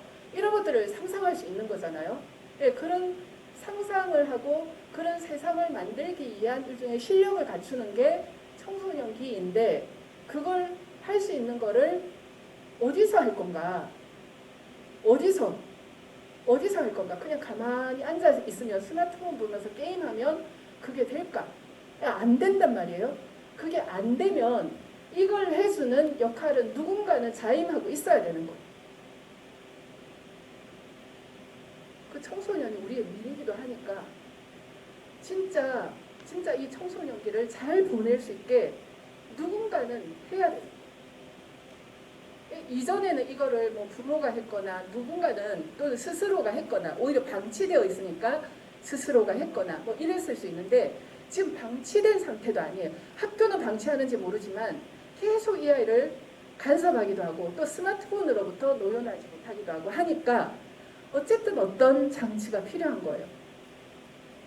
지금 제가 이렇게 1, 2, 3, 4, 5, 6 이렇게 적어놨는데 이걸 해낼 수 또는 해내야 하는 데가 어디냐면 마을이다. 시간이 얼마나 됐는지 모르겠어요. 네, 이제 네네 거의 끝나가는데 아까 제가 조한혜정 선생이 얘기한 마을이 불편했다. 그래서 말이가 닿는 곳이 마을이 아닐까? 그래서 말을 열심히 나눠야 된다. 메시지를 잘 전달해야 된다. 그랬는데 이 청소년 당사자를 생각하는 순간 특히 지금 이런 상태, 이 과업에 자기 과업, 청소년기에 해내야 되는 어떤 과업들이 있는데 이걸 잘 못하고 있는 청소년을 생각하는 순간 이 당사자들을 떠올리는 순간 이 당사자들과 이 당사자들에게 이 과업을 수행해낼 수 있도록 자극을 주고 경험하게 하고 뭔가 응원하고 하는 이 장치가 있어야 한다면 그건 어떻게 가능할까? 라고 질문을 던진 거죠. 근데 청소년에게 그런 자극을 주는 거에 가장 중요한 거는 일상적이고 지속적이어야 하는 겁니다. 일상적이고 지속적이어야 해요. 물론 한 인간이 이렇게 도가 트일 때는 어떤 충격을 확 받으면 되게 충격적인 얘기를 듣거나 정말 신의 부름을 받거나 또는 어른 같은 경우는 암에 걸리거나 이러면 인생을 달리 보게 되기도 해요. 아주 충격적인 사건을 겪으면 그런 일이 발생하기도 하지만 그런데 인간이 자기 가치관을 만들어내거나 자기 정체성을 키워가거나 할 때 그것의 토대는 어떻게 만들어지냐 하면 진짜 신학으로 그 바위에 똑 떨어지는 그 낙수 있잖아요. 그거 같은 자극이 인간을 만들어내거든요. 날마다 조금씩 주어지는 자극. 나에게 그 자극이 주어지는지 안 주어지는지도 모르는데 신학으로 나한테 쌓여가는 그 어떤 것. 그것이 인간을 만들어요. 여러분 한번 생각해 보세요. 나의 지금은 어떻게 만들어졌을까? 그러니까 일상적이고 지속적으로 주어지는 어떤 자극, 어떤 경험이 한 인간을 만드는 거예요. 그러면 청소년에게 일상적이면서도 지속적으로 자극을 줄 수 있는 곳은 어딜까? 또는 누구일까? 당연 부모예요. 가족이 제일 중요해요. 진짜로 가족이 중요해요. 정말로 그 가족이라는 세계가 마음을 잘 먹어야 되는 거예요. 그래서 이 아이가 살아갈 20살과 30살과 40살을 상상하면서 어떤 작업과 어떤 메시지와 어떤 경험을 하게 해야 될까 잘 생각해야 돼요. 그리고 학교. 사실 이 아이가 가장 많은 시간을 보내는 곳은 학교기도 하잖아요. 물론 학교 가서 날마다 엎드려서 자기는 해도 근데 신기하게도 수업 종 땡 치면 자요. 근데 수업 끝나는 종 땡 치면 일어나요. 자극 받아요. 그러니까 인간은 나 자극 받을래 결심하지 않아도 마음 먹지 않아도 어떤 시공간에 들어가는 순간 자극 받아요. 자기도 모르는 사이. 그럴 때 그 수업 종 끝나는 종 땡 쳤을 때 받는 자극, 학교의 문화 뭘까요? 전부 스마트폰 보고 있어요. 전부 게임 이야기하고 있어요. 약육 강식이에요. 선생님은 공부 잘하는 애들만, 성적 좋은 애들만 챙겨요. 이 자극이 진짜 그 아이의 17년 인생 동안 계속 주어진 거예요. 한 6살 때부터, 만 6살 때부터, 그러니까 한 10년 정도 날마다 방학 때 빼고 그 자극을 받는다고 생각해봐요. 나는 공부 못해서 눈밖에 난 사람. 이 자극을 날마다 받으면서 책상에 앉아있다고 생각해봐요. 10년을. 그 사람이 어떻게 되겠어요? 학교도 가정도 제 역할을 하면 너무 좋겠어요. 그러면 마을은 그냥 좀 엉망이어도 괜찮아요. 근데 제 역할을 못하는, 그러니까 부모, 가족은 일단은 좀 이렇게 제외하고 학교는 공공의 공간이니까 사실 학교가 그래서 변해야 하는 거예요. 아이들이 거기서 너무 많은 시간을 보내니까 그 아이가 알게 모르게 받는 자극이 있고 그게 그 아이의 정체성을 만들어내니까 부모 세계를 넘어서고 굳건하게 새로운 세상을 만들어갈 그런 실력을 갖추는 시간에 그렇지 않은 어떤 것들을 자기 안에 쌓아가니까 학교는 정말 달라져요. 근데 학교가 달라졌으면 좋겠는데 너무 공룡이에요. 진짜 다리 하나도 어떻게 변신시키지 못하겠다는 생각이 드는 거죠. 꼬리 하나도. 그래서 갖은 방법을 사람들이 써요. 그래서 뭐 이렇게 눈도 조금 이렇게 가려보고 뭐 이렇게 하지만 공룡의 전체를 바꾸기는 너무 어려워요. 세상도 마찬가지예요. 세상의 시스템을 다 쏜두리째 바꾸기는 참 어렵지만 그러면 어디에서 출발할 건가? 어디에서 출발할 건가? 그냥 그 아이가 일상적이면서도 지속적으로 날마다 왔다 갔다 하는 그 아이의 시공간, 학교와 가정 사이에 있는 그 시공간, 그걸 우리는 마을이라고 얘기할 수 있겠죠. 그 마을이 이 아이에게 다른 자극을 줘야 되는 거죠. 지지해주고 응원해주고 너도 괜찮은 인간이야. 공부는 못할지 몰라도 너 잘 살 수 있어. 이런 거 해봐. 저런 거 같이 해보자. 친구랑 힘들 때는 이렇게 해결하는 거야. 라는 것들을 경험해 볼 수 있는 학교와 가정 그 사이에 있는 시공간이 이 역할을 하지 않으면 진짜 큰일 나는 거예요. 그래서 저는 마을 교육, 마을 만들기, 뭐 마을 교육 공동체 이런 말이 있는데 그건 저는 다른 거 아니라고 생각해요. 뭐 마을에 관해서 조사하자, 아이들하고 마을 지도 만들자, 이건 하나의 수단일 수 있겠으나 그건 경험을 어떤 경험을 하기 위한 장치일 수 있겠으나 결국 우리가 아이들을 위해서 또는 아이들에게 보탬이 되는 마을이 되려면 그냥 좋은 마을 만들어야 돼요. 상식이 통하는 마을. 애들이 나쁜 짓 하면 뭐라 하는 마을.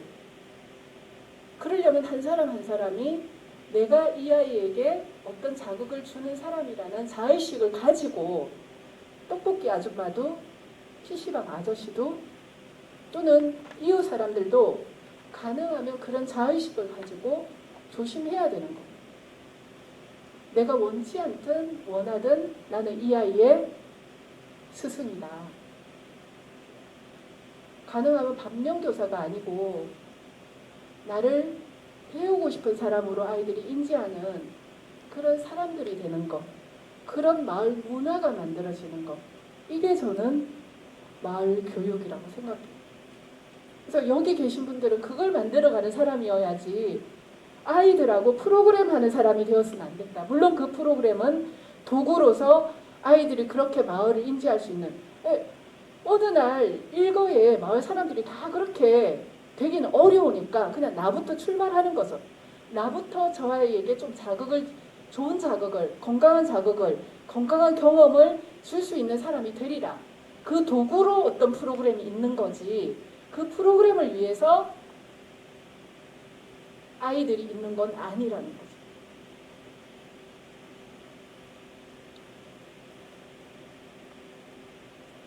그래서 저는 어쨌든 되게 이 고민과 여러 가지 사유의 이 흐름을 가지고 지금은 마을이 되게 중요하고, 이 마을은 어느 날 만들어진 성미산 마을, 그들만의 세상인 성미산 마을 만들기 또는 삼각산 마을 만들기가 아니고 진짜 우리가 사는 지역, 이 지역 전체가 배움터여야 한다. 청소년기에 있는 아이들이 자기에게 주어진 그 엄숙한, 엄중한 가업을 잘 수행할 수 있도록 그걸 도와주는 마을 만들기가 되어야 되고, 그 마을을 만들어가는 첫 단추가 되겠다. 이렇게 결심하는 것.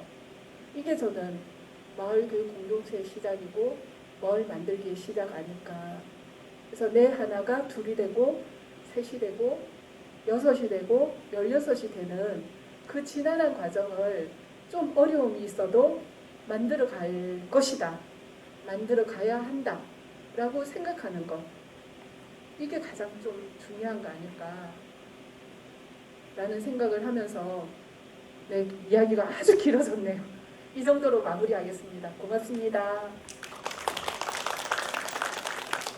얘기는 끝이 났지만 질의는 가능한 거죠? 네. 강의 준비 같이 논의할 때부터 본인이 혼자 2시간 채우시는 것보다 이렇게 오신 분들하고 얘기를 좀 많이 나누셨으면 하고 얘기를 하셨어요. 그래서 손을 들어주시면 마이크를 들고 뛰도록 하겠습니다. 안녕하세요. 저는 수영장 어깨동무 관광에서 지난 잠깐 같이 교사로 지금 활동을 하고 있는데요. 원래 직업은 보육교사고요. 공동육아에서 일을 했기도 하고, 그 공동육아 지역 기반을 통해가지고 구로 지역에서 구로시민센터 또는 부산에서는 금진마을 공동체 같이 출신위원하고 같이 만들고 이제 춘천에 정착하려고 온 지 12년 차인데요. 그러니까 저희 요즘 고민은 뭐냐면 너무 어려운 부모들이 많고 자신의 문제 해결이 힘든 청소년뿐만이 아니라 본인들의 삶에 대한 문제에 대해서 직면하지 못한 부모들이 굉장히 많다라고 저는 생각이 들거든요.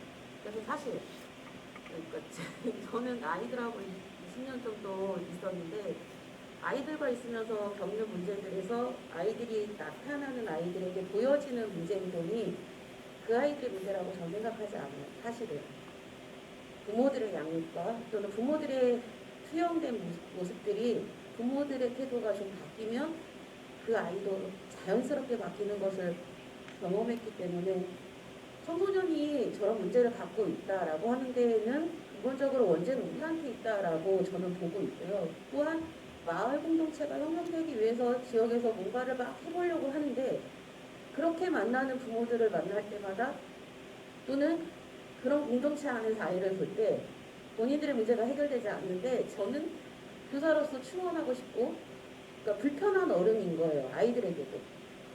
왜냐하면 지속적으로 일관성 있게 아닌 건 아니라고 계속 얘기를 해야 되는 사람이고, 집에선 용인되고 그 주변의 모든 지인들과는 용인되는 일들이 교사인 저에게는 용인이 안 되는 일들인 거예요. 다른 사람을 해주면 왜요?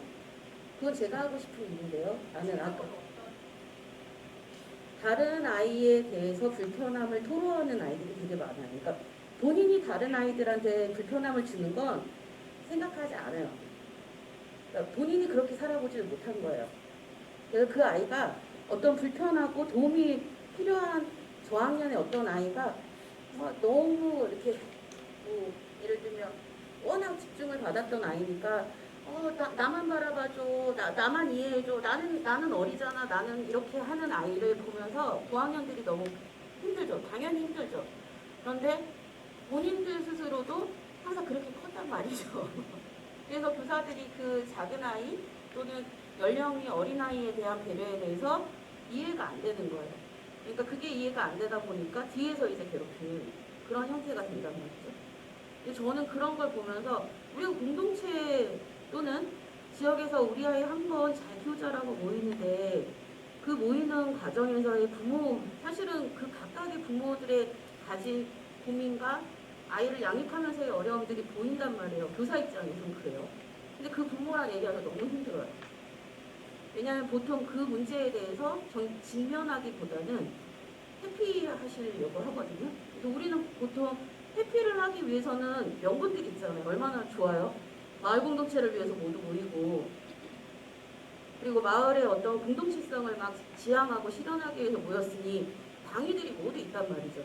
근데 개별차도 있고 그래서 저는 마을이 공동체성을 회복해야 된다 그러는데 실질적으로 어른들이 그것을 회복하기 위한 자기 내림이 있는지 되돌아보기가 있는지 그런 고민들을 사실 또 한편으로는 그것도 교육을 해야 되나? 또는 그것들을 또다시 디테일하게 더 나눠서 같이 이야기하고 더 치열하게 더 싸워봐야 되나? 라는 생각이 들더라고요. 네, 바로 그거예요. 네, 그러니까 포기하지 말아야 되는 거죠.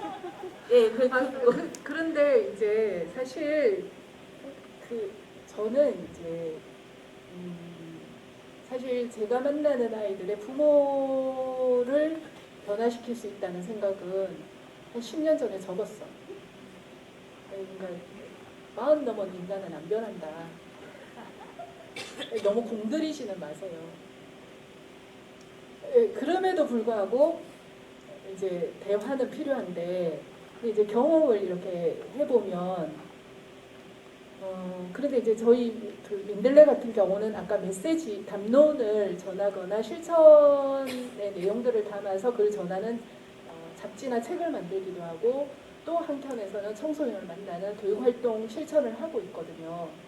근데 이 교육활동을 하는 데 있어서 청소년을 만나보면 아까 선생님 말씀하신 게 맞죠. 그 아이를 보고 이제 아이가 이제 조금 이렇게 문제 행동을 보이거나 좀 생각이 있거나 뭐 이런 게 있어서 부모를 만나보면 딱 이렇게 겹쳐지는 게 항상 있어요. 그래서 좀 마음이 아프죠. 왜냐하면 이 아이는 계속 그 부모와 살아야 하고 아까 제가 말씀드린 것처럼 계속 그 자극을 일관되게 받을 건데 다행히 청소년기는 그 자기가 일관되게 받던 그러니까 그 자극에 대해서 반항할 수 있는 시기이기도 해요.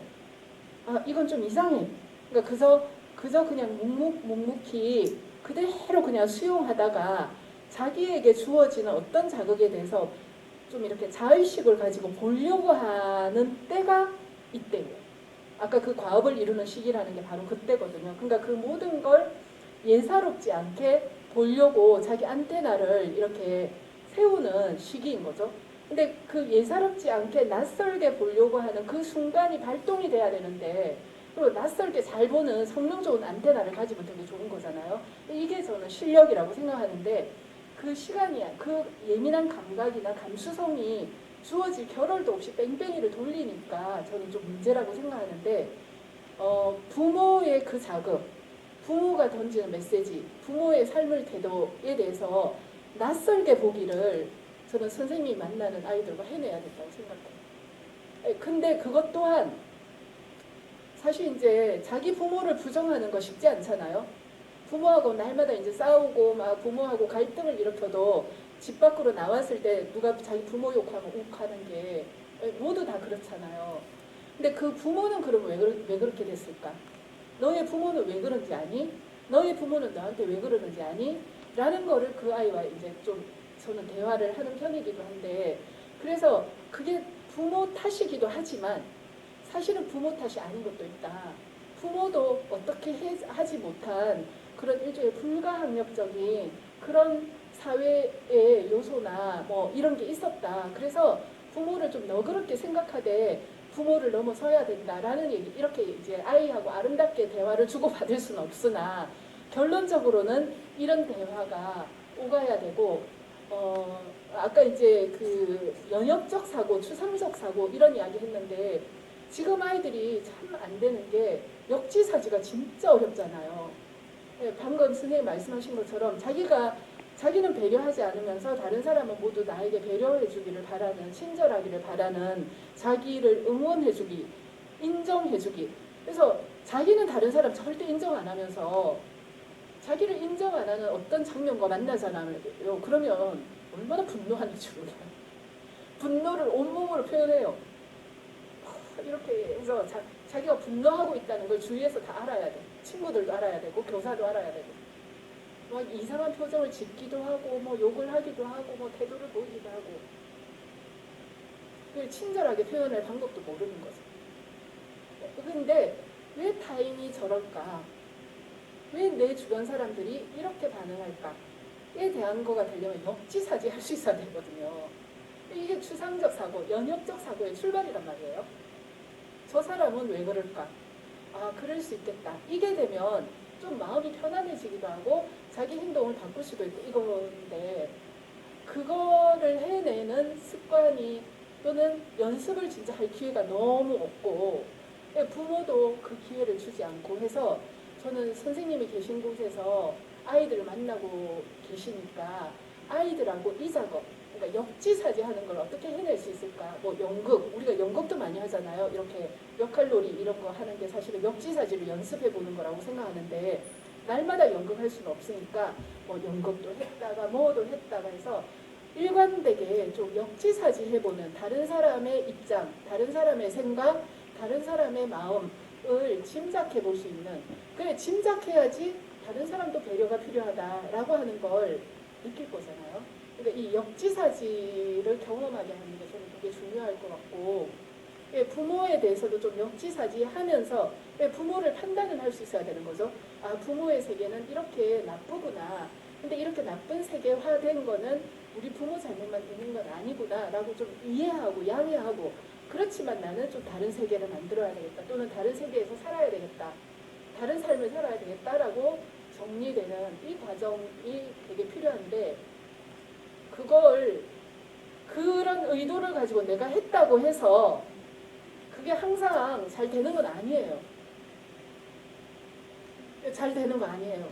저도 이렇게 꼭 잘하는 것처럼 얘기하지만 날마다 잘 되지 않아요. 그럼 내가 만난 아이들은 다 역지사지하고 청소년기의 과업을 훌륭하게 수행하고 지금 인생을 잘 살고 있느냐? 아니에요. 네.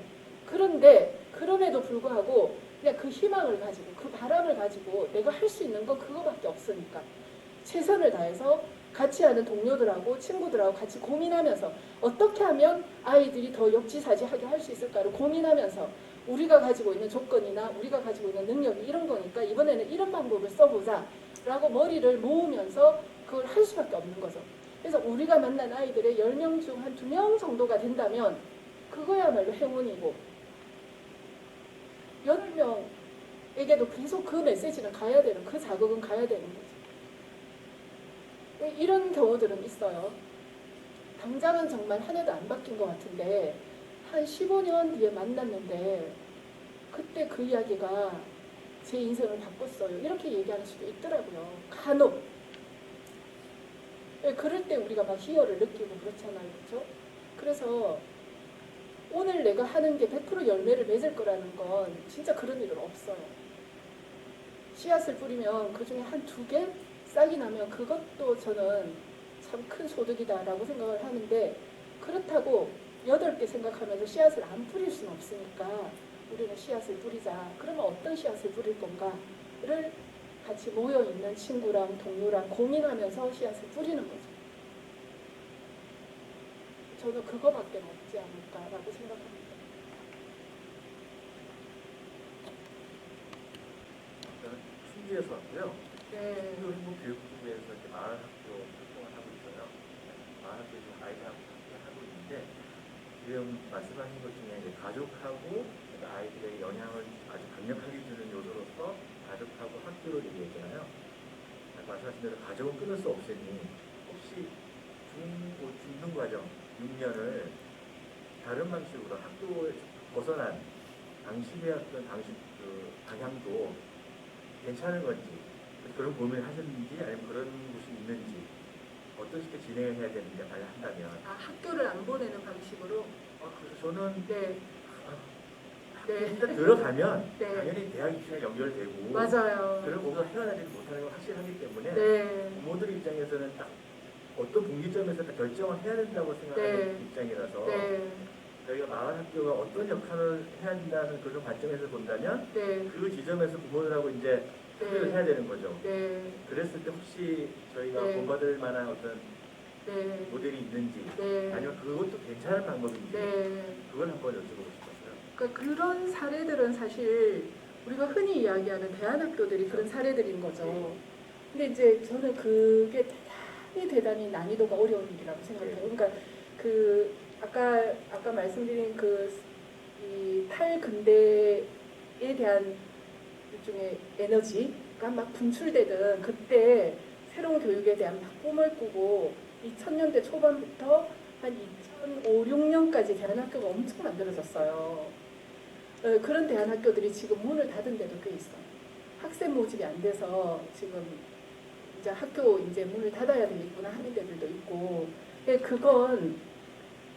그건 3년이나 6년이나를 그러니까 제가 말씀드린 것처럼 어떤 자극을 주는 시공간을 그 대안학교가 만들어내야 되잖아요. 게다가 집에서 아이들을 데리고 나와서 진짜 일종의 진공 상태까지는 아니에요. 진공 상태, 아이들은 절대 진공 상태에 들어가지 않아요.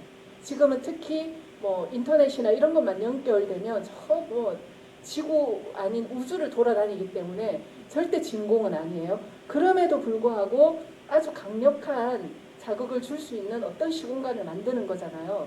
근데 이 강력한 시공간 3년 내지 6년은 저는 어마어마한 실력이 필요하다고 생각해요. 그래서 이 실력이나 그것을 해낼 수 있는 의지나 또는 조건이나 이거에 대한 점검이 필요하다. 이건 어떤 의미에서는 가장 강력한 무기이기도 하지만 이 무기는 만들기가 쉽지 않다. 그리고 그 지속성을 가져가는 것도 참 어렵더라.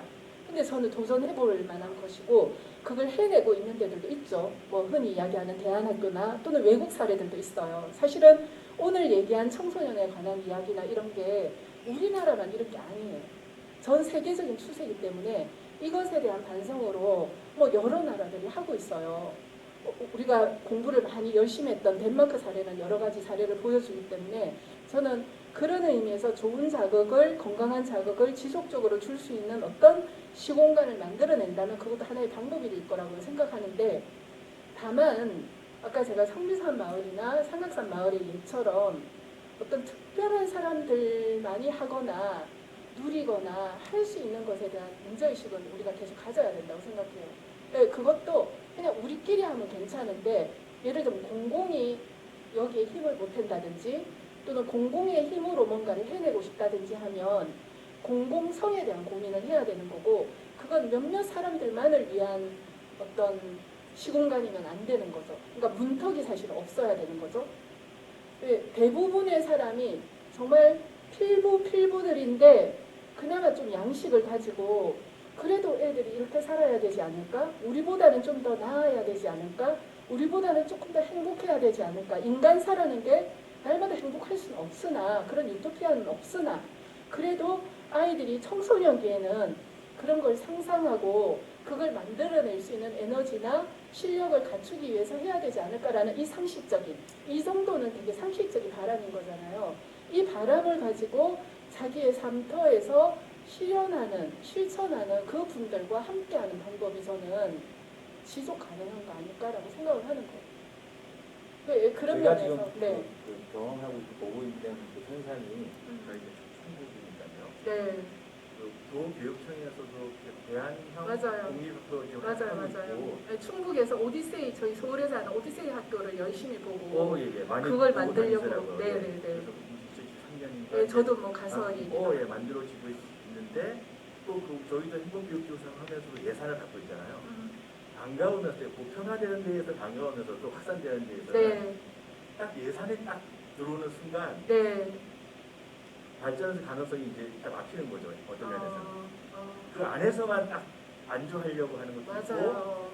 또 그 일종의 뭐 무슨 협의인이 뭐 위원이니 하면은 네. 맨날 오는 사람만 오고 맞아요. 관료화되고 네. 딱 네. 되어가지고 그거를 넘어서는 것도 사실은 되게 중요한 것 같아서 맞아요. 그러니까 어렵다고 한 게 그런 것 같아요. 그러니까 네. 방향은 좋아지고 네. 있는데 이게 이대로 굳어져 버리면은 이게 네. 무슨 의미가 있나 이런 네. 생각도 같이 들어서 저는 그 생각을 가진 선생님이 중요해요. 예. 이 생각이 중요해요. 이 생각이 진짜 예. 그러려면 부모들이 그 국가 자본이 들어오고 있고 그러니까 물론 또 사회협동조합 하면서 기업도 할 텐데 가계 영역에서 외주해서 하면서 쓰는 돈들 있잖아요. 학원이니 뭐니 이런데 맞아. 그거를 어떻게 우리 안으로 이렇게 끌어들일 수 있는가에 대한 어떤 약간의 뭐라고 할까요? 매력? 네. 이게 사실은 조금 어려운 것 같기도 한데 필요한 네. 것 같아요. 뭔지는 모르겠죠. 아, 그래서 그것도 사실은 저는 어떤 의미가 그러니까 지금 기본소득 얘기 나오는 거랑 같은 맥락에서 저는 이건 공공의 역할이라고 그러니까 공공이 재원을 대야 된다라고 생각해요. 그러니까 지금 말씀하신 국가에서 자본을 대는 게 나라에서 그냥 나라 돈 찍어가지고 주는 거 아니고 사실 우리 거잖아요. 그러니까 우리라고 하는 거는 이기적인 마음을 가진 그냥 나 하나 잘 살아볼래. 강남 아파트 한 채, 두 채, 세 채 사서 내 노후 보장시킬래 라고 하는 사람은 우리는 아니라고 생각해요. 그 우리 말고 아주 막 이렇게 어떤 어마어마한 생각을 가진 건 아니지만 조금 전에 제가 말씀드린 것처럼 그런 좀 상식적인 생각을 가진 사람 정도를 우리라고 한다면 그 우리가 주는 돈이라고 생각해요. 그 돈은. 그러니까 그런 면에서 저는 좀 더 엄중하다고 생각하거든요. 그러니까 이 돈을 받아서 우리에게는 어떤 의미에서는 이 돈을 쓸 수 있을까? 실제로 힘이 생긴 거다. 돈은 힘인 거니까. 돈이 아니고 저는 힘이라고 생각을 하고 이 힘을 쓸 수 있는 기회가 우리에게 주어졌으니까 이걸 어떻게 사용할 것인가에 대해서 함께 논의할 수 있는 그것의 엄중함에 대해서 또는 당당함에 대해서 함께 얘기할 수 있는 일종의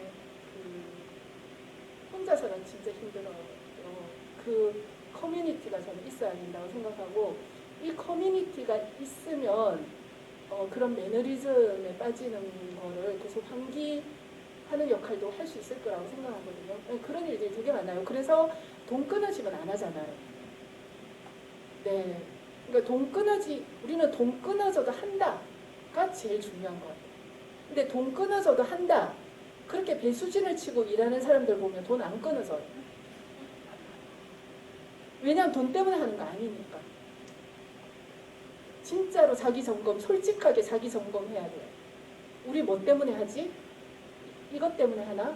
돈도 중요하잖아요. 근데 이것 때문에 하나? 이것만 중요하나가 아니고 이건 우리에게 주어진 기회인데 우리가 진짜 이런 꿈이 있잖아. 근데 이 꿈을 더 중요하게 생각하고 있으면 저는 전국 어디 가서 봐도 지금은 그 꿈을 지지하고 응원해주는 세상이라는 거 알아요. 근데 이제 어떤 공무원은 꼭 자기 돈 주는 것처럼 그 꿈을 지지하는 게 아니고 뭔가 내놔라 하고 하기는 해요. 근데 그거는 무시하셔도 돼요. 진짜 세상은 그 꿈, 그리고 그 꿈을 일궈 나가기 위해서 실천하는 거에 세상이 지금 지시를 보내고 그게 저는 공공이고 우리의 힘이고 그게 돈으로 나타났다. 이 엄중한 이거를 우리가 어떻게 잘 가져갈 건가 이거에 대해서 계속 얘기하는 수밖에 없다고 생각해요. 얘기하고 점검하고.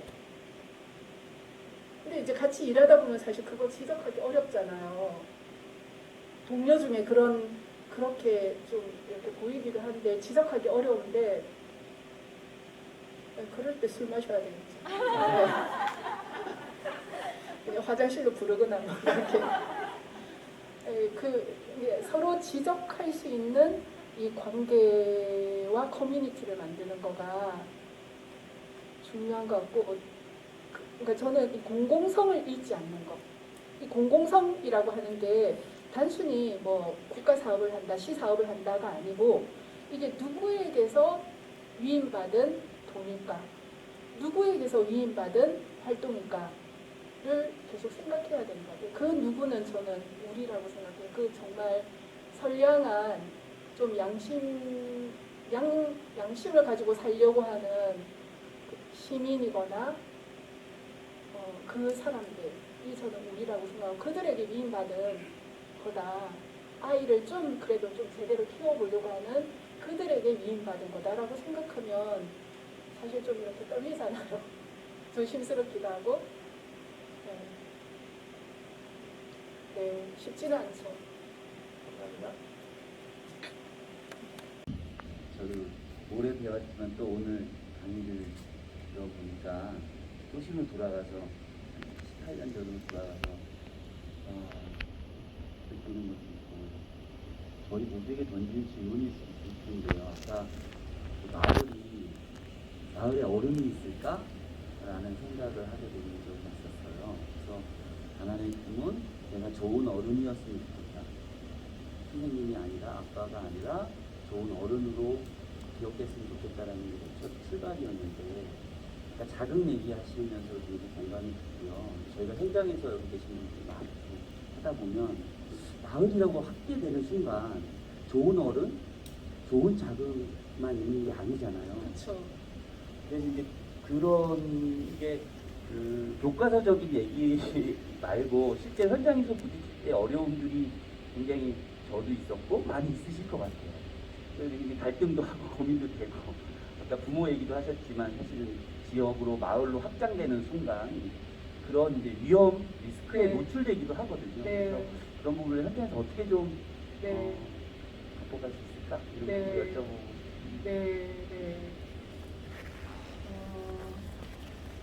근데 이제 그러니까 어떤 면에서는 그렇죠. 이제 인간 세상이 사실 인간 세상은 꽤 갈등 그리고 이제 이렇게 뭐라고 해야 되나 이해관계가 항상 이렇게 부딪히잖아요.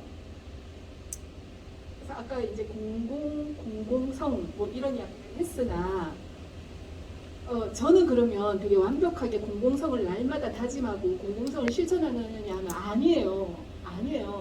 저 돈 필요하고 네, 돈 많이 주면 좋고 그러니까 이런 것 같아요. 그러니까 완벽하게 순수한 훌륭한 인간이 있는 게 아니고 제가 이제 이렇게 얘기하려고 아이들을 만날 때 이렇게 되는 거는 그런 내가 말하는 게 한 50일 정도 내 어떤 욕망이 날마다 출렁출렁하고 왔다 갔다 막 하는 거죠. 그래서 한 50일 정도 되거나 49 정도 되거나 50일이 되면 이긴 거예요. 내가 착한 게 이긴 거예요. 어떤 날은 좀 이기적이고 좀 찌질하고 이런 내가 이기는 날도 있어요. 근데 가능하면 좀 괜찮은 내가 되면 좋겠다라고 저도 생각하면서 이렇게 노력을 하죠. 애쓰고 있는 거죠. 그런데 저는 그래서 많은 사람들이 살 때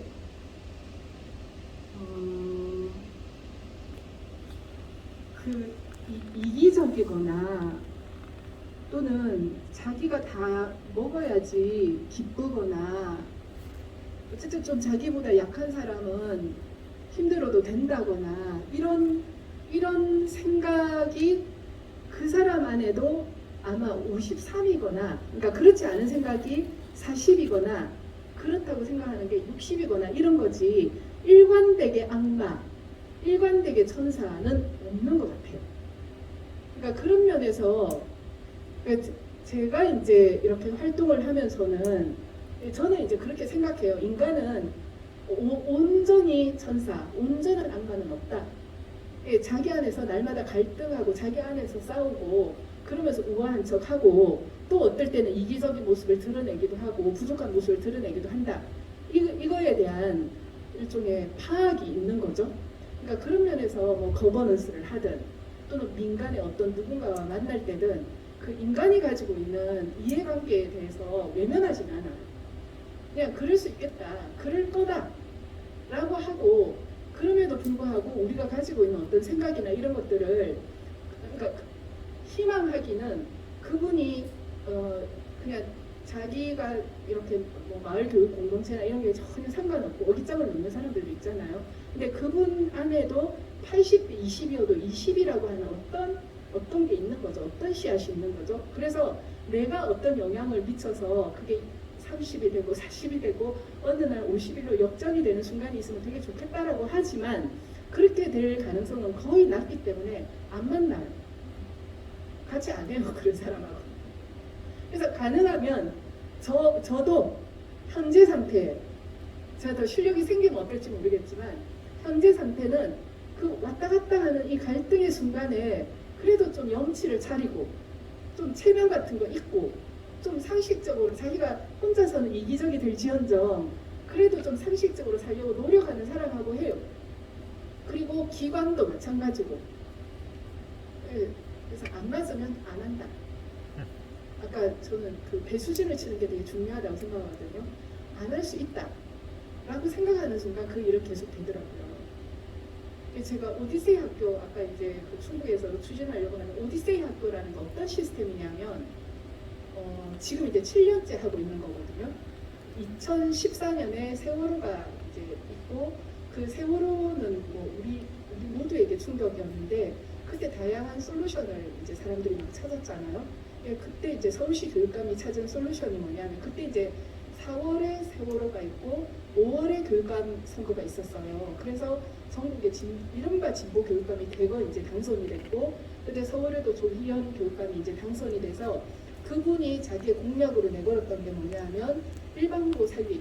그때 일반고라는 건 이제 인문계 고등학교 살리기였단 말이에요. 그래서 인문계 고등학교 살리는 걸 어마어마하게 이렇게 정책을 만들어서 했는데 근데 그해 여름에 일반 학교를 갔는데 진짜 일반고를 가본 거죠. 실제로 이제 이렇게 상상만 하다가 갔는데 교육감이 온 학교 풍경이 교육감이 깜짝 놀랄 정도로 애들이 교실에서 다 자고 있었던 거예요. 교육감이 있었는데 그래서 교육감이 너무 놀란 거예요. 자기가 상상했던 것보다 더 심각하구나. 저 자는 아이들이 자러 오는 건 아닐 건데 그래서 깨어있는 학교를 만들어야 되겠다. 그러니까 그 정책들은 한참 시간이 걸릴 거니까 당장 저 자는 아이들이 깨어있을 수 있는 학교를 당장 지금 할 수 있는 만큼 만들어야 되겠다 해서 만든 게 오디세이 학교예요. 말하자면 교육청이 만든 거고 다만 당장 만들려니 아이들이 깨어있을 수 있는 일종의 교육과정이라고 해야 되나 교육활동 또 그 아이들을 챙기는 교사가 다른 사람들이어야 되잖아요. 그러니까 다른 사람을 어디에서 찾았느냐 하면 대한교육 현장에서 찾은 거예요. 그래서 대한교육 하는 사람들하고 파트너십을 맺어서 당장 그 아이들을 위한 학교를 2015년에 오픈을 해요. 그 학교는 1년짜리 학교. 대상은 인문계 고등학교 1학년에 다니는 아이들. 그래서 1년을 여기서 보내고 다시 자기 학교로 돌아간다. 이게 기본 골격이거든요. 그런데 이제 그때 이제 저희가 파트너로 이제 민들레가 같이 한 거죠. 민들레는 2006년부터 1년 교육 과정을 쭉 해왔기 때문에 그 교육 과정을 사실 1년제 교육 과정은 좀 그래도 한번 해볼만 하겠다 이런 생각을 했고 그때 이제 같이 막 공부도 하고 해가지고 오디세이 학교 교육 과정을 설계하고 이제 2015년 5월달에 첫 삽을 떴고 지금 이제 7년째 7기가 다니고 있어요. 그런데 저는 날마다 진짜 어떤 생각하느냐면 오디세이 안 할 수 있다. 오디세이 방 뺀다. 이 생각 날마다 해요. 근데 우리가 옳다가 아니에요. 우리가 옳다가 아니고 당신이 옳을 수도 있으나 그래서 대화를 해서 더 옳은 것을 찾을 수 있으면 그건 너무 좋은 일이고 근데 대화를 했으나 이게 평행선이면 어떤 선택을 해야 되잖아요. 그러면 선택한다. 우욕우욕 가지 않는다. 이 생각을 날마다 해요. 근데 그런 생각으로 그와 만나다 보니 그냥 우욕우욕 가는 게 아니고 진짜 그 서울시교육청하고 협업으로 지금 오디세이 하고 있는데 되게 기쁘게 하고 있어요. 물론 날마다 기쁘지는 않아요. 여러 가지 어려움이 있기도 하고 선생님이 말씀하신 것처럼 부모들 때문에 고생하기도 하고 또 교육청에서 어떤 행정에 대한 그런 것 때문에 지침이 새롭게 내려와서 하기도 하고 근데 그 지침은 가만히 생각해보면 어거지가 아니고 우리 사회 상식이 만들어낸 회계 지침이기도 하더라고요. 그러니까 몰라서 안 했던 거지 아는 이상 그렇게 하면 훨씬 더 공정하기도 하거든요. 그래서 받아들일 건 받아들이고 대신에 양보할 수 없는 건 양보하지 않으면서 뺀다 이렇게 생각하고 하니까 사실은 안 빼고 여전히 협업을 잘 하면서 하고 있거든요. 그래서 그러니까 이거는 되게 실력이 낮은 사람의 방법이에요. 훌륭한 분들은 아마 절대 방 안 빼고 같이 잘 설득하면서 그분들을 변화시키면서 하실 거예요. 근데 저는 그냥 너무 고생하지 마세요. 당신의 자존을 해치지 않고 그냥 방 빼세요. 이렇게 지금 현재 제가 가지고 있는 솔루션은 그 정도인 것 같아요. 저같이 하지 말고 좀 더 잘 하시면 좋을 것 같아요. 네, 이야기하는 동안 마무리 짓을 시간이었습니다. 그래도 꼭 이 얘기 더 나누고 싶다 하시는 분이 계시면 한 분 정도 그 마이크를 넘기실 것 같거든요. 네, 없으시군요. 오늘 요 첫 강연 저희 센터의 팀도 다 출동을 했는데 이 춘천시 행복교육지구 사업을 또 추진하고 계시는 시청의 대한민국단 과장님과 또 팀장님 다 오늘 오셨어요. 저 사실 이렇게 끝까지 교육을 다 듣고 가실지 사실 몰랐어서 소감 한 말씀을 꼭 여쭙고 싶은데 과장님 마이크를 드려도 되겠습니까? 네. 꼭 드리고 어떻게 싶어요. 들으셨는지. 꼭 드리고 네. 싶어요. 네. 제가 드리려고 했는데. 네. 아니 먼저 경주에 와서 같이 했어야 되는데 이런 말씀 드릴게요. 그래서 이제 저도 사실 공동체라는 마을 생소하게 이제 했는데 그거를 이 교장님이 우승한 아카데미를 보자고 했고 말씀드려서 다음 달까지 계획 연결했는데 오늘 강의를 듣고 보니까 이런 거를 위해서 여러분들이 다 노력을 같이 하시는구나 이런 게 같이 정착이 되면 참 좋은 세상이 오겠구나라는 생각을 많이 했습니다. 고맙습니다. 그래서 이른 아침 또 이렇게 서울에서 오셔서 아이들한테 마을이 뭘까, 우리가 이 안에서 왜 만나야 하고 어떤 흐름 속에 우리가 왔나, 좀 앞으로 강의들을 좀 이렇게 풀어갈 수 있는 좌표를 좀 찍어주신 것 같아요. 그래서 다음 유명하신 분들 저희가 모시느라고 요일이 좀 들쭉날쭉합니다만 다음 주에 2강 상담이 또 이어지고요. 다음 시간 수요일에는 그 김용렬 교수님 모시고 탁 제목 그대로 마을교육 공동체가 무엇이냐 이런 책도 내시고 하셨거든요. 벌써 수년 전에. 그래서 아마 이게 진짜 개념적 실체에 대해서 조금 더 살펴보고 이해할 수 있는 시간이 될 것 같습니다. 오늘 멀리서 이른 아침 와주신 김기영 대표님께 큰 박수로 감사 전하면서 오늘 자리 마치도록 하겠습니다. 고맙습니다.